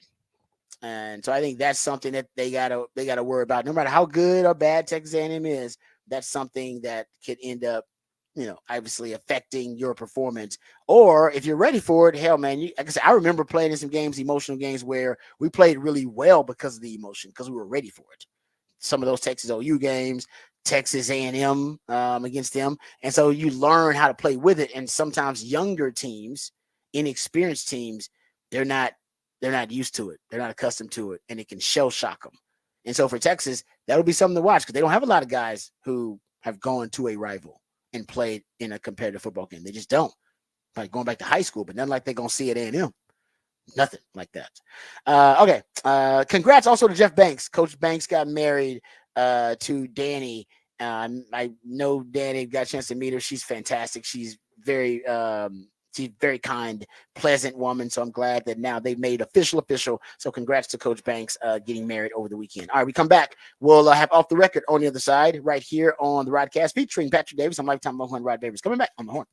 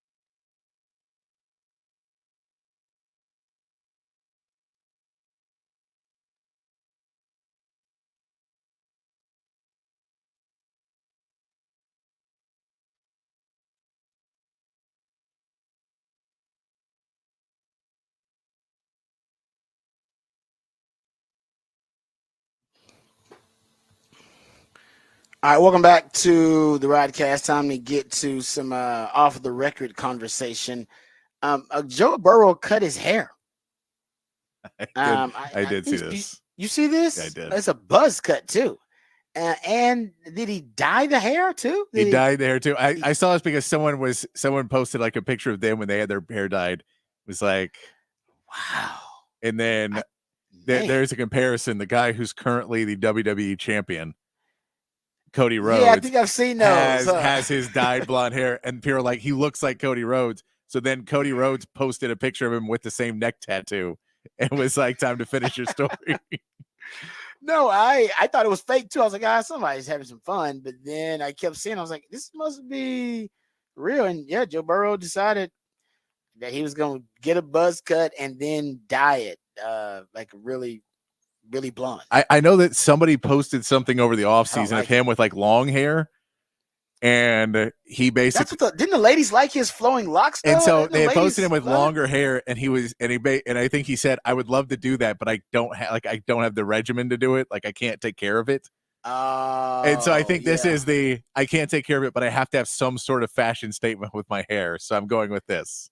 Oh, you know what? Bengals fans, would this make you feel better about the season or worse? I'd feel better. He's like, I don't have time to worry about that damn hair, man. That's an extra 30, 45 minutes a day I got to spend on my hair when I could be watching film and I could be in the weight room. Yeah. So I think he's like, no, man, I need as low maintenance hairstyle as I can get so I can focus on football. I like it. Good for you, JoJo. Good for you, Joe Burrow. We've turned you around. We've turned you around. It did. Yeah. Because I mean, that was one of I know ladies talk a lot about Joe Burrow. And ladies think he's really, really attractive, and they compliment his hair all the time. They like his hair, his flowing locks. So he said, "To hell with it." Is Joe Burrow? He's got a girlfriend or a fiance, I think, like a long time. I do not know. Girlfriend. I thought he did. So maybe he's not as concerned about what ladies think. I don't go too far into it. I just see memes. I believe I'll go check it. I believe Joe Burrow has a woman, like a girlfriend, something like that. If I'm not mistaken, like long time.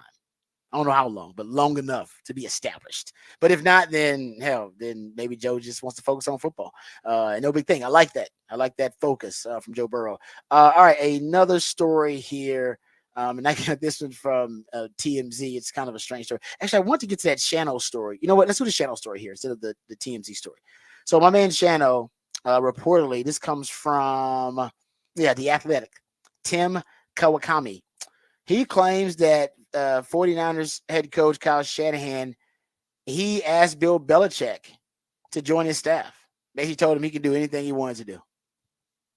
He basically said, if you join the staff, he's like, you can name your position, you name your role, you can do whatever you want. Other than head coach and play caller, on offense, you could do. I'm assuming that probably meant defense too. Like, hey man, you can call defense if you want to. We can call you something else, special assistant, but you can call defensive play if you want to. And of course, Belichick rejected it. But that's just what I like about Shano. I like his desperation.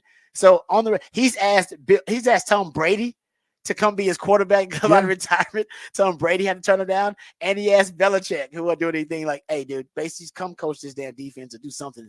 And Belichick had to turn him down. I like that kind of desperation, though. This dude is trying to exhaust every possibility by any means necessary to try to win a Super Bowl. Good for you, Shadow. Yeah, but we know Bill Belichick is on his Belichickian study session right now that we discussed yesterday. That because Bill Belichick believes in having to learn both sides of football, that and the offensive defense side, that he is currently dating a 23-year-old because he has to learn what the young kids are into because he couldn't communicate with them. So that's why he's dating a 23-year-old and doing all this dumb, creepy stuff that he's doing. He is doing it. It's a research project so that his next coaching gig, he can better communicate with the young players on the team. Honestly, that is as good a theory as I've heard about what Bill Belichick is doing right now with this young lady who's like 40 years younger than him or whatever it is. Yeah. That's as good a theory as ever. And honestly, it makes a lot of sense. And even if you actually like her and you're staying with her, you still get the benefits of now learning how a younger generation thinks and how they act and why they care about social media, how to operate social media, that kind of stuff. He's probably learning a lot of valuable skills, even though he's genuinely, connecting with the young lady. But still, listen, I always say this about my exes. All right, I really do. I don't trash my exes and talk because they all taught me something.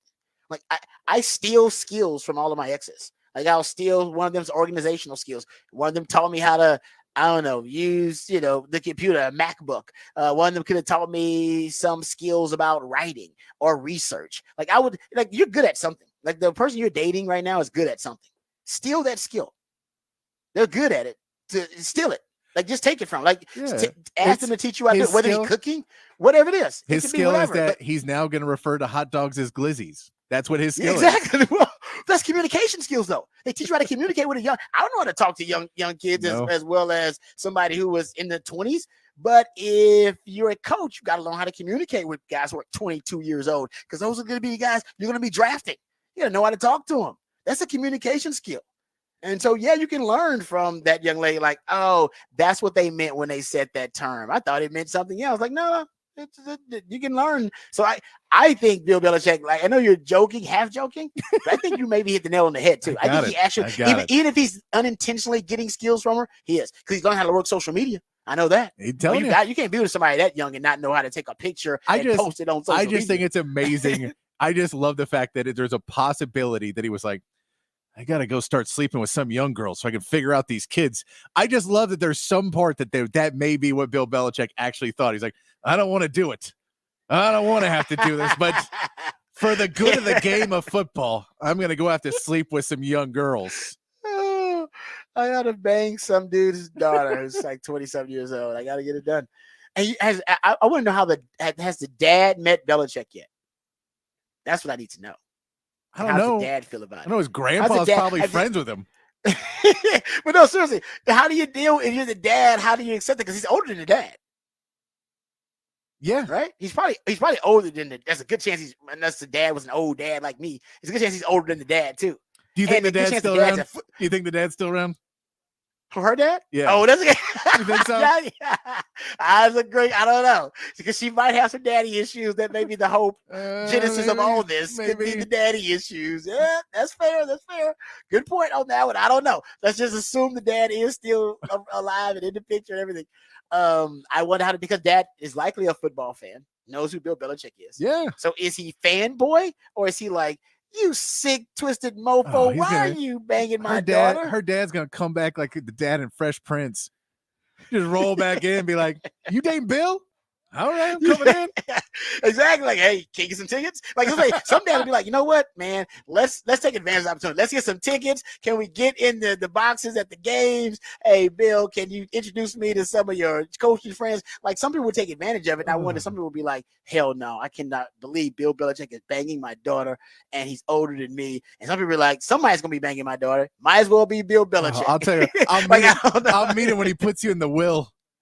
Exactly. I wonder how does that work for the dad? I'm a dad now, so now I'm like, I just don't know how this is gonna happen. Like, what is he thinking? Anyway, there you go. Off the rails a little bit. That's the purpose of Off the Record. We come back. Oh, we got my man Nick Shuley coming in for Setlist ATX. Can't forget about that. So the fun continues right here on the Rodcast. Coming right back, featuring Patrick Davis. Some Lifetime Longhorn Rod Davis coming back on the horn.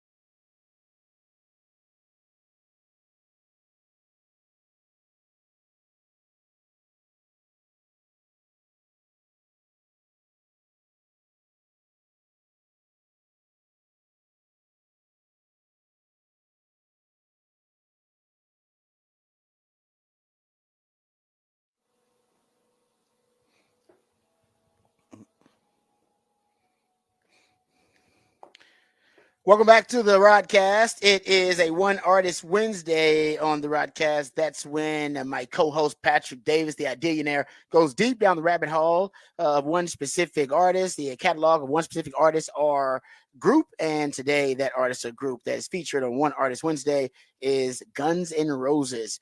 So I appreciate Patrick picking us up on a One Artist Wednesday. Also, he does the topic for the Big Fat Poll of the day as well. The man wears many hats.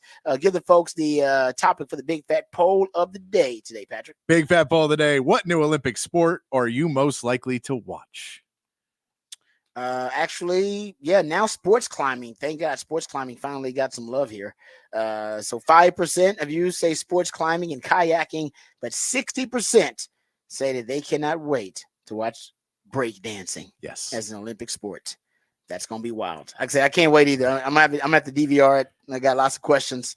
Hopefully all of those questions get answered, but it's going to be fascinating, from the uniforms to the judges to the different countries. Who's, like I said, I don't know why Japan. I think they're going to be awesome. I know Team USA is going to be great. Yeah, to the dude from Kazakhstan. Can't wait to see him. Yeah, he's got to be good. I mean, he's a Kazakhstanian breakdancer. I mean, I'm assuming he's got to be really good. Otherwise, Kazakhstan wouldn't even bother sending him. No. Yeah, they'd be like, "No, what? We're just gonna pass on the breakdown. Not really our thing." Like, no. They send. They're like, "No, he's got a chance. He's amazing." So I cannot wait. I really cannot. It's gonna be great. So there you go, Patrick. Picking us up with the topic for the Big Fat Poll today. Before we get into the other topics, we'll get. I promise you, we'll get into some other NFL discussion. I want to talk about the 18-game schedule, which is going to happen sooner rather than later. We'll get into that when we get into Rod's rant of the day. Also, I have a little nugget of information that may give us some insight as to why the Rams drafted my man Jay Witt. Why they love Jay Witt for a lot of different reasons. There were some connections, some Texas connections, of course. One of his teammates is is related to the GM of the Rams. So we've talked about that a little bit. But I think there's a football reason as to why Jay Witt was such an attractive draft pick for the Rams late in that draft. So we'll go over that too, I promise you. But first, we'll get updated, educated, and informed on all the top stories of the day. Then we'll hit my man Nick Shuley with the set list ATX and learn about all the top musical acts that will be in town and where you can go see these very talented folks. But first, let's hit the horn headlines with Patrick Davis. All right, your horn headlines brought to you by Top Gun Rentals and Lawn Equipment. In the MLB, the Astros dropped the second game of their series to the A's 8-2 yesterday. Jake Bloss only lasted 4 innings, giving up 6 hits, 5 runs, and 4 homers in his third career start. And the Houston batters once again could produce hits but not runs, including Alex Bregman not scoring on what should have been an easy sacrifice fly. The Astros will try to salvage a game in what is their last trip to Oakland, with Hunter Brown getting the start this afternoon. And the Rangers picked up another win against the White Sox 3-2 as John Gray found his groove and retired the last 15 batters he faced before being pulled with 2 outs in the 8th. Gray allowed 1 run in the 3rd before shutting down the White Sox, and another 9th inning home run for the Chicago was not enough to force extra innings. Josh Smith stole home on a successful double steal in the 1st inning and then knocked home another run on a double in the 8th. The Rangers have 2 more games with the White Sox, with Nathan Eovaldi getting the start tonight as they inch closer to a 500 record and sit only 3 games behind the Astros for the lead in the AL West as a trade deadline looms. That is your horn headlines. All right, thank you, Patrick, for the horn headlines. We'll also get to the Shrine Bowl 1000. They released their list, ranking, if you will, or list of the top 1,000 draft eligible prospects in college football. So we'll dive into that. We have some time. And Matt Miller, who does a really good job as a draft analyst for ESPN, he put out a tweet saying that this draft is going to be really unique. This upcoming NFL draft in 2025 is going to be unique. And I'll give you the reason why he thinks it's going to be such an aberration or an outlier of a draft. So we'll talk about that. But first, let's get into the set list ATX. Got my man Nick Shuley. He's always very gracious with his time, so we appreciate it. Nick Shuley joining us right now. What's going on, Nick? How you doing, brother? What's going on, Rod? How are you, man? Doing good, man. First of all, are you gonna watch a lot of the Olympics? And how do you feel about breakdancing as an official Olympic sport? Yes, I will watch a lot of the Olympics. Thank the Lord. There's some good sports on during this time period. This usually gets pretty quiet, so I'm excited about that. But I definitely. Well, I think does it start today? It starts today. Opening ceremonies are Friday, so there may be some stuff. They always kind of start a little before I think opening soccer ceremonies. starts today. Yes, actually. they do a couple of things first, but opening ceremonies are Friday. Yeah.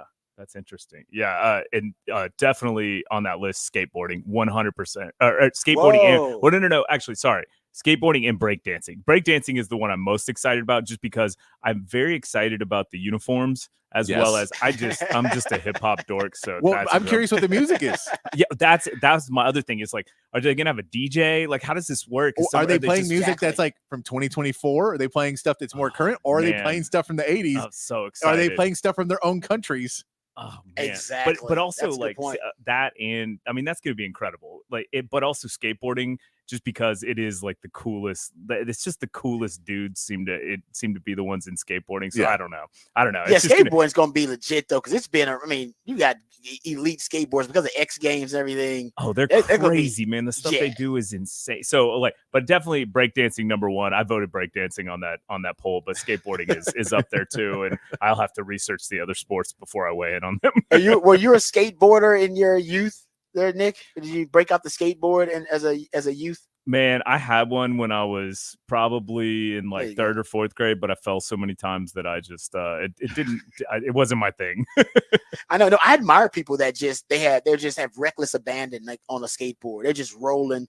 I was never that coordinated. I never had that kind of balance. Yeah, jumping on sidewalks, jumping up on the curb and off, and I'm like, dude. If you hit a pebble the wrong way, it could all go wrong. Oh, all my friends that skateboarded growing up had casts on every few months at school, and I'm just like, you know what? I'm just gonna make a business decision here. It looks cool, but whatever. No, I used to roll with my bike. They would be on the skateboards, and I'd be rolling on my bike. Like, nah, I like the security of a bike. No, I also lived at the bottom of a small hill, so anything that required getting up and out, it was like, no, just I'm done already. Because to get just down the street already. It's too much energy. It's not fun. I don't want to do this anymore. Yeah. And then going down gets a little hairy too. Yeah. So you're like, nah, I need a flat surface. Yeah. Oh yeah. No, so I see the kids now. They literally. I used to live off of Barton Skyway. It's a big old hill, like a rig. And literally the kids would come from like different parts of the city, and they wanted to like skateboard or skate down the hill. Oh, dude, that's right by our office. Like that is the back. Back door to our office. Right. Oh yeah, that's right. Like we do the podcast there, but it's like that hill is insane, and you'll see people crazy. Like you'll see. It's some good people watching. My window actually is out to that, so you'll hear a lot of times just cars. It is the sketchiest part of my day walking across that street too. So yeah, no, that hill is so big. I always want to start this is random because I thought about it when I was like thinking about switching careers, and I still may do it. Like start a boot camp and call it the Babers Booty Boot Camp. And it's just about getting your booty in shape by doing exercise up and down that hill. And do it on Barton. Throw another B in there. On Barton. Yeah, throw another B in there. And I'd get and you know how I'd get the dudes? Because it'd be all ladies trying to get their booty in shape. And I'd get the guys to come. The guys would come anyway. Y'all gonna start joining in, all the single dudes. I'll cheer y'all on from my window. Yeah, exactly. I just get just a gaggle of ladies doing booty drills up the Skyway. You can talk to Hills and Fozzie about this. Like, let's make it a breakout of their gyms. Oh, I love it. Come on, man. It'll be a money maker because ladies are obsessed with getting their booties in shape these days. It's a crazy thing. I'm all for it, by the way. I'm just saying we can take advantage of that. Oof, all right, that hill is. I used to run it actually, so it works you out. All right, let's get right to Setlist ATX because I know Nick's got stuff to do. We ain't got time to sit around and talk about breakdancing and booties all day. So Nick, let's get right to it. Starting off today, what you got for us at Setlist ATX? Yeah, another one at the Moody Center, which I've never heard of. Lindsey Sterling is playing, and so obviously she's a big deal because she's playing the Moody Center, but she is in American violinist, songwriter, and dancer, and she covers everything from Beethoven to hip hop. But she's playing the Moody Center, so that's tonight. Never heard that. I figure I'll check out some YouTubes on that later. And then a good British rock and roll band, the Struts, will be over at Stubbs. And then tomorrow at Hotel Vegas, Indoor Creature, who's one of my favorite cool little indie bands in Austin. They'll be playing there, as well as a really good local country band called Chaparral will be at Broken Spoke. And Chaparral, the lead singer, is actually a former Texas A&M wide receiver. Whoa. So, yeah, Jesse Woods is his name. Okay. So yeah. Nice. And then, but they're great, fantastic musicians. And then Friday, the 90s rockers, some of the hardest workers in music. They're always touring. Big Head Todd and the Monsters will be at ACL Live. And then Jason Isbell, who's kind of the king of Americana, or well, the other king is actually here later in the week. But Jason Isbell and the 400 unit will be at Whitewater Amphitheater. And then Don Diablo, who's a big time dance DJ, will be over at the Concourse Project. And then a Texas country favorite, Roger Krieger, will be over at Green Hall for the first of 2 nights. And then moving into Saturday, Miss Janet Jackson will be at the Moody Center. So we're getting that one. That was the one that got moved, didn't it? Didn't it get moved or canceled? Janet Jackson's? Yeah, I feel like I remember hearing about it. But yeah, so that'll be huge though. That would be big. And then Randy Rogers and Wade Bowen will be at Whitewater Amphitheater. And then Matt Wirtz, who's a really good little songwriter, he'll be over at the 04 Center. And then some more big 90s artists for Austin. Soul Hat will be over at Antone's. And then Sunday, a cool indie show over at the Mohawk, the Greeting Committee. And then Monday will be Bob Schneider's Lonely Land, his staple over at Saxon Pub. And then Tuesday, Idina Menzel will be over at the Paramount Theater, which you know her as the voice on Frozen that sings "Let It Go." Yes, the wickedly talented. Yes, the wickedly talented. I love that. And then of Austin's former finalist on The Voice, Nakia, he does a residence now at Sagebrush on Tuesday, so that's a cool one to go see. And then probably, besides Taylor Swift, the biggest thing in music right now, Zach Bryan's going to be doing the first of 2 nights at the Frost Bank Center in San Antonio. So didn't he? Jay just had a new album come out too, right? Not too long ago. Yeah, I want to say it was like July 4th around. I feel like he's putting out albums like more than anybody. He's prolific, right? But he's amazing. I honestly, I'm not a huge fan of country music, but he's one of those artists that. He transcends the genre. Like he's on a different level right now. Totally and lyrically, agree. He is. And lyrically, honestly, I don't know if there's a more gifted songwriter and lyricist out there. Oh, he's fantastic. Just in the amount of music he puts out, and he's been interesting. He's approached music like kind of like a hip hop person, where he's collabing all the time with so many people. So he's really kind of crossing fan bases, and he always has a bunch of people up at the end of his show to sing Revival, and it's all these famous people, whether they're athletes or musicians. So he's done a good job. I mean, he's kind of hard to hate, I would say. Like he's a great musician, and I love it when guys like that get big, because I'm like, those are the people I want kids listening to like start listening to music, because then you understand lyrics, you understand these pieces. Not to get too snobby, but you know what I mean. Sometimes when they jump in on the pop music, you're like, yeah, that's fine and all, it's catchy, but get to the graduate course. Yeah, no, I'm with you, man. He's one of those artists that once you go deep into the catalog, basically he'll change your life, kind of thing. I'm not joking about that. Like you'll start to listen to different types of music, because I think he's that kind of talented artist. Yeah, it's a gateway. You're right. Yeah. Yes, I totally agree with you. It was for me anyway, because I became a Zach Bryan fan probably like a year ago, and oh man, now it kind of has changed my musical palette. Even I love that. Bit. He's that great. All right, thank you, man. You have also changed our lives for the better, Nick. So we appreciate you, brother, all the time. Nick Shuley, thanks, man. I'll talk to you later, brother. Appreciate y'all. Thank y'all.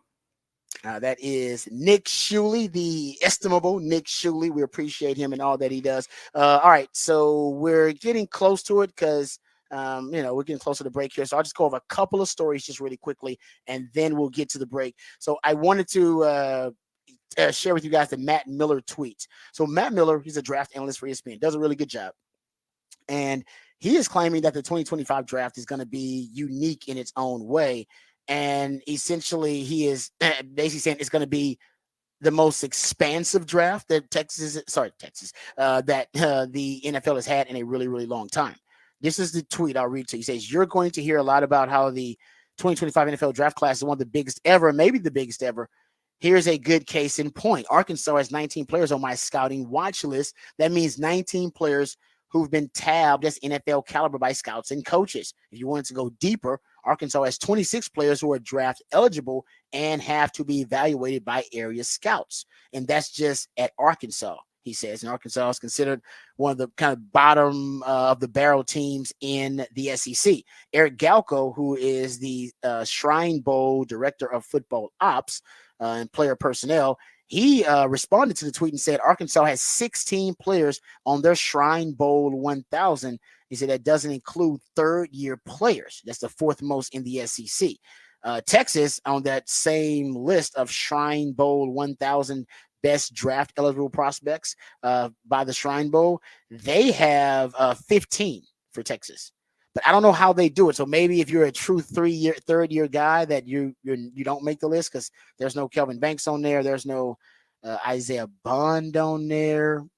Silas Bowden. So yeah. I don't know what their criteria is, but they got 15 Texas players on there. Yeah, it's a weird. Yeah, I don't quite get the list, but yeah, I don't know. Kelvin Banks is not. So I don't know what they got 15. Quinn Ewers, Trey Moore, Alfred Collins, Andrew McCuba, Jade Barron. So they got a lot of good players. Actually, 10 special teams and defensive players. But like I said, if you went through all the kind of the draft eligible players that also should be scouted by Texas, I think you'd have more than 15 overall. But it does let you know about the depth and talent in the SEC, though, that Arkansas has got 16. I wonder if it's a thing of that the COVID class that kind of held back some of these guys. So now there's just like a breakout for a lot of people or what? Because last year was a thin draft.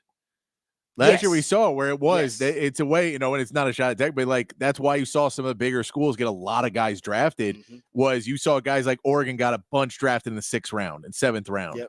It's because they went, well, we trust this school more than we trust somebody else. So they started taking some guys that probably would have been undrafted free agents in other years, went in the 5th, 6th, 7th round. You saw that last year, but they're saying that this year that shouldn't be the case. But I don't know really what it was. You would have expected last year would have been the deeper one because it was the last year of all the COVID years. I think that you would have expected last year to be, hey, everyone's got to leave now. Get out. But I guess maybe they stayed around a little bit longer. I don't know. That's I got to figure out exactly why it's so such a big draft. But I mean, that's what Matt Miller's pointing out there is that it's going to be. But you're right about that's why Texas. I mean, that's why Jordan Whittington doesn't get drafted. I don't think in a draft that has a lot more depth in it. So I'm with you. I think it did help Texas in that draft.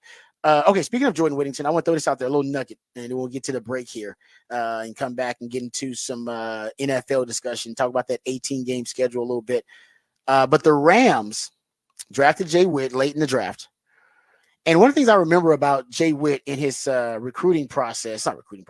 pre-draft process, I should say, I remember Jay Witt talking about like his favorite run plays.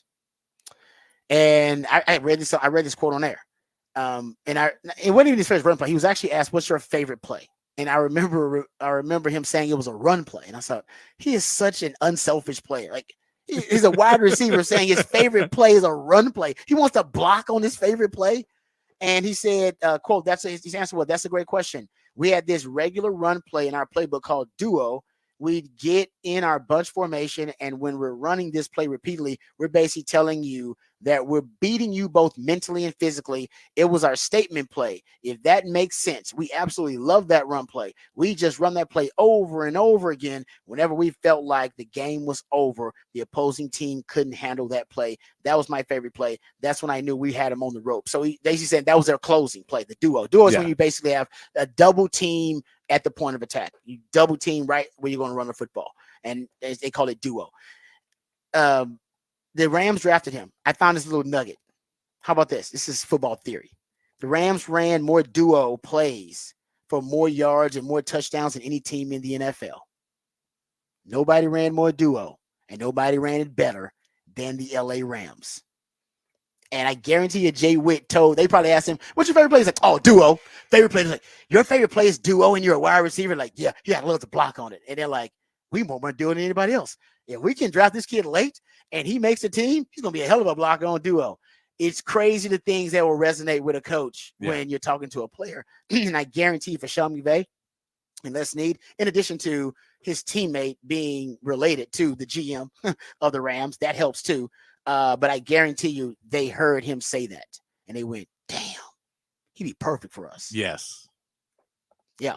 Yeah, duo. So it turns out that I mocked him for telling people his favorite play was duo. It might have got him drafted if he didn't say his favorite play was duo and wasn't that unselfish as a player. He would have been like, "Oh, I love the post route. Or I love this route, Yeah. double slant." They probably been like, "Yeah, he's just a regular old wide receiver. They're all the divas. They all want the ball." But because he stood out, because he's like, "My favorite play is duo. I want to block for my teammates. That's what matters to me." And then the team that drafted him, that's their favorite run play damn near. Yeah, he's got some good draft people around him.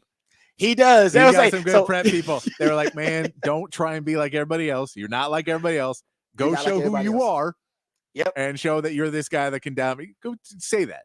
And it worked out. Yeah. So hey, that's the lesson right there, man. And Jay Witt, that's good for you, brother. Good for you. All right. We come back. We'll dive into the NFL's 18-game schedule, which is inevitable. We'll dive into that. We'll also get into some of the other topics of the day right here on the Rodcast featuring Patrick Davis. I'm Lifetime Longhorn Rod Babers coming back on the horn.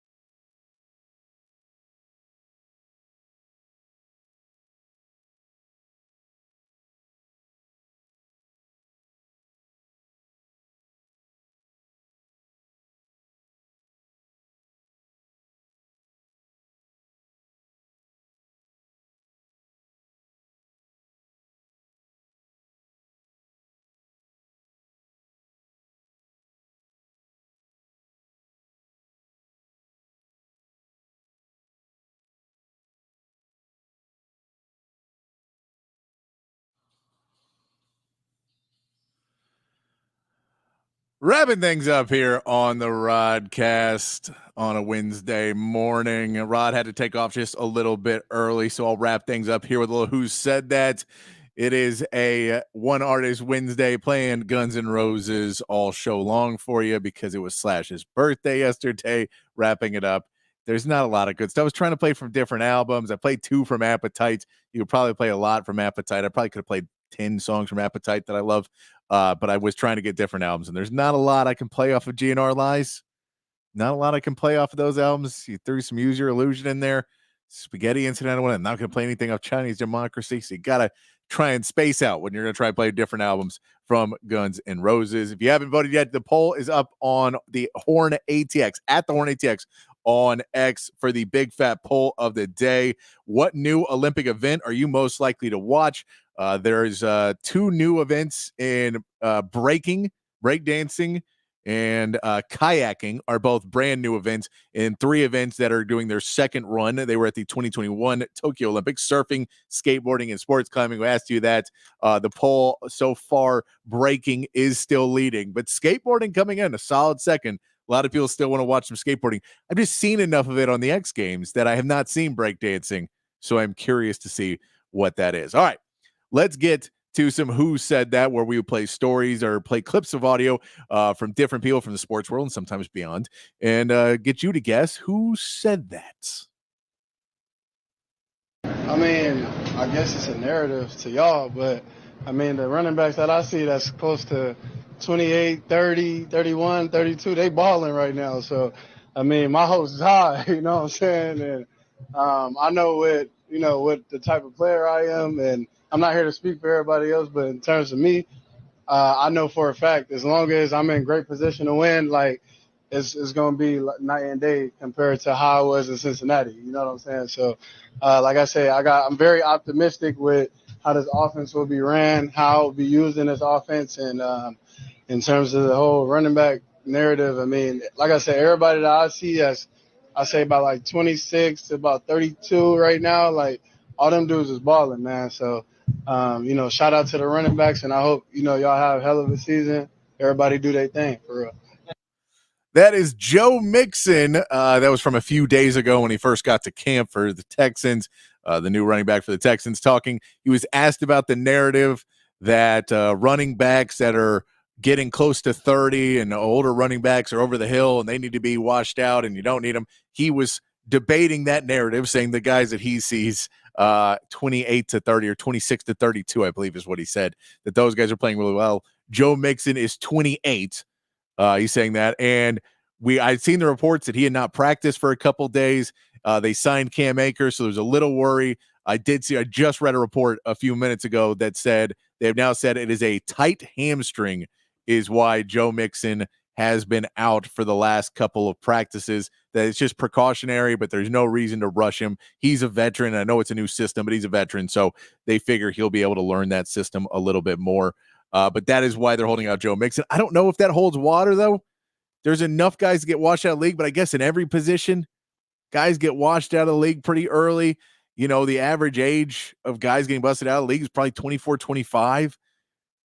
Maybe a little bit later, but 3 years is the average career span of an NFL player. So if you say about 3 years, you're getting out at 25 years old, 24, 25 years old. So a 28-year-old, 29-year-old running back, you have to be a pretty elite running back. Joe Mixon has shown that in some previous years. He looks like he wants to show that the Bengals made a mistake trading him. He wants to do something here with the Texans. So it'll be interesting to see how he does as the Texan season begins. But he is apparently just dealing with a tight hamstring is why he missed a couple practices. If you're getting your fantasy prep ready, tight hamstring. So nothing to worry about, the Texans say. Thank you so much for everybody tuning in. We'll be back tomorrow. Rod will be back tomorrow morning. We'll be talking more NFL, more college football, as we always do here. So we're getting more closer and closer. Last week without football, Olympic start coming up here today, tomorrow, Friday. There's the opening ceremonies. We know that. We'll be talking about all of it right here on the Rodcast. Until then, be kind, be safe, and keep your underwear clean. And we'll see you right back here tomorrow morning for more of the Rodcast here on the Horn.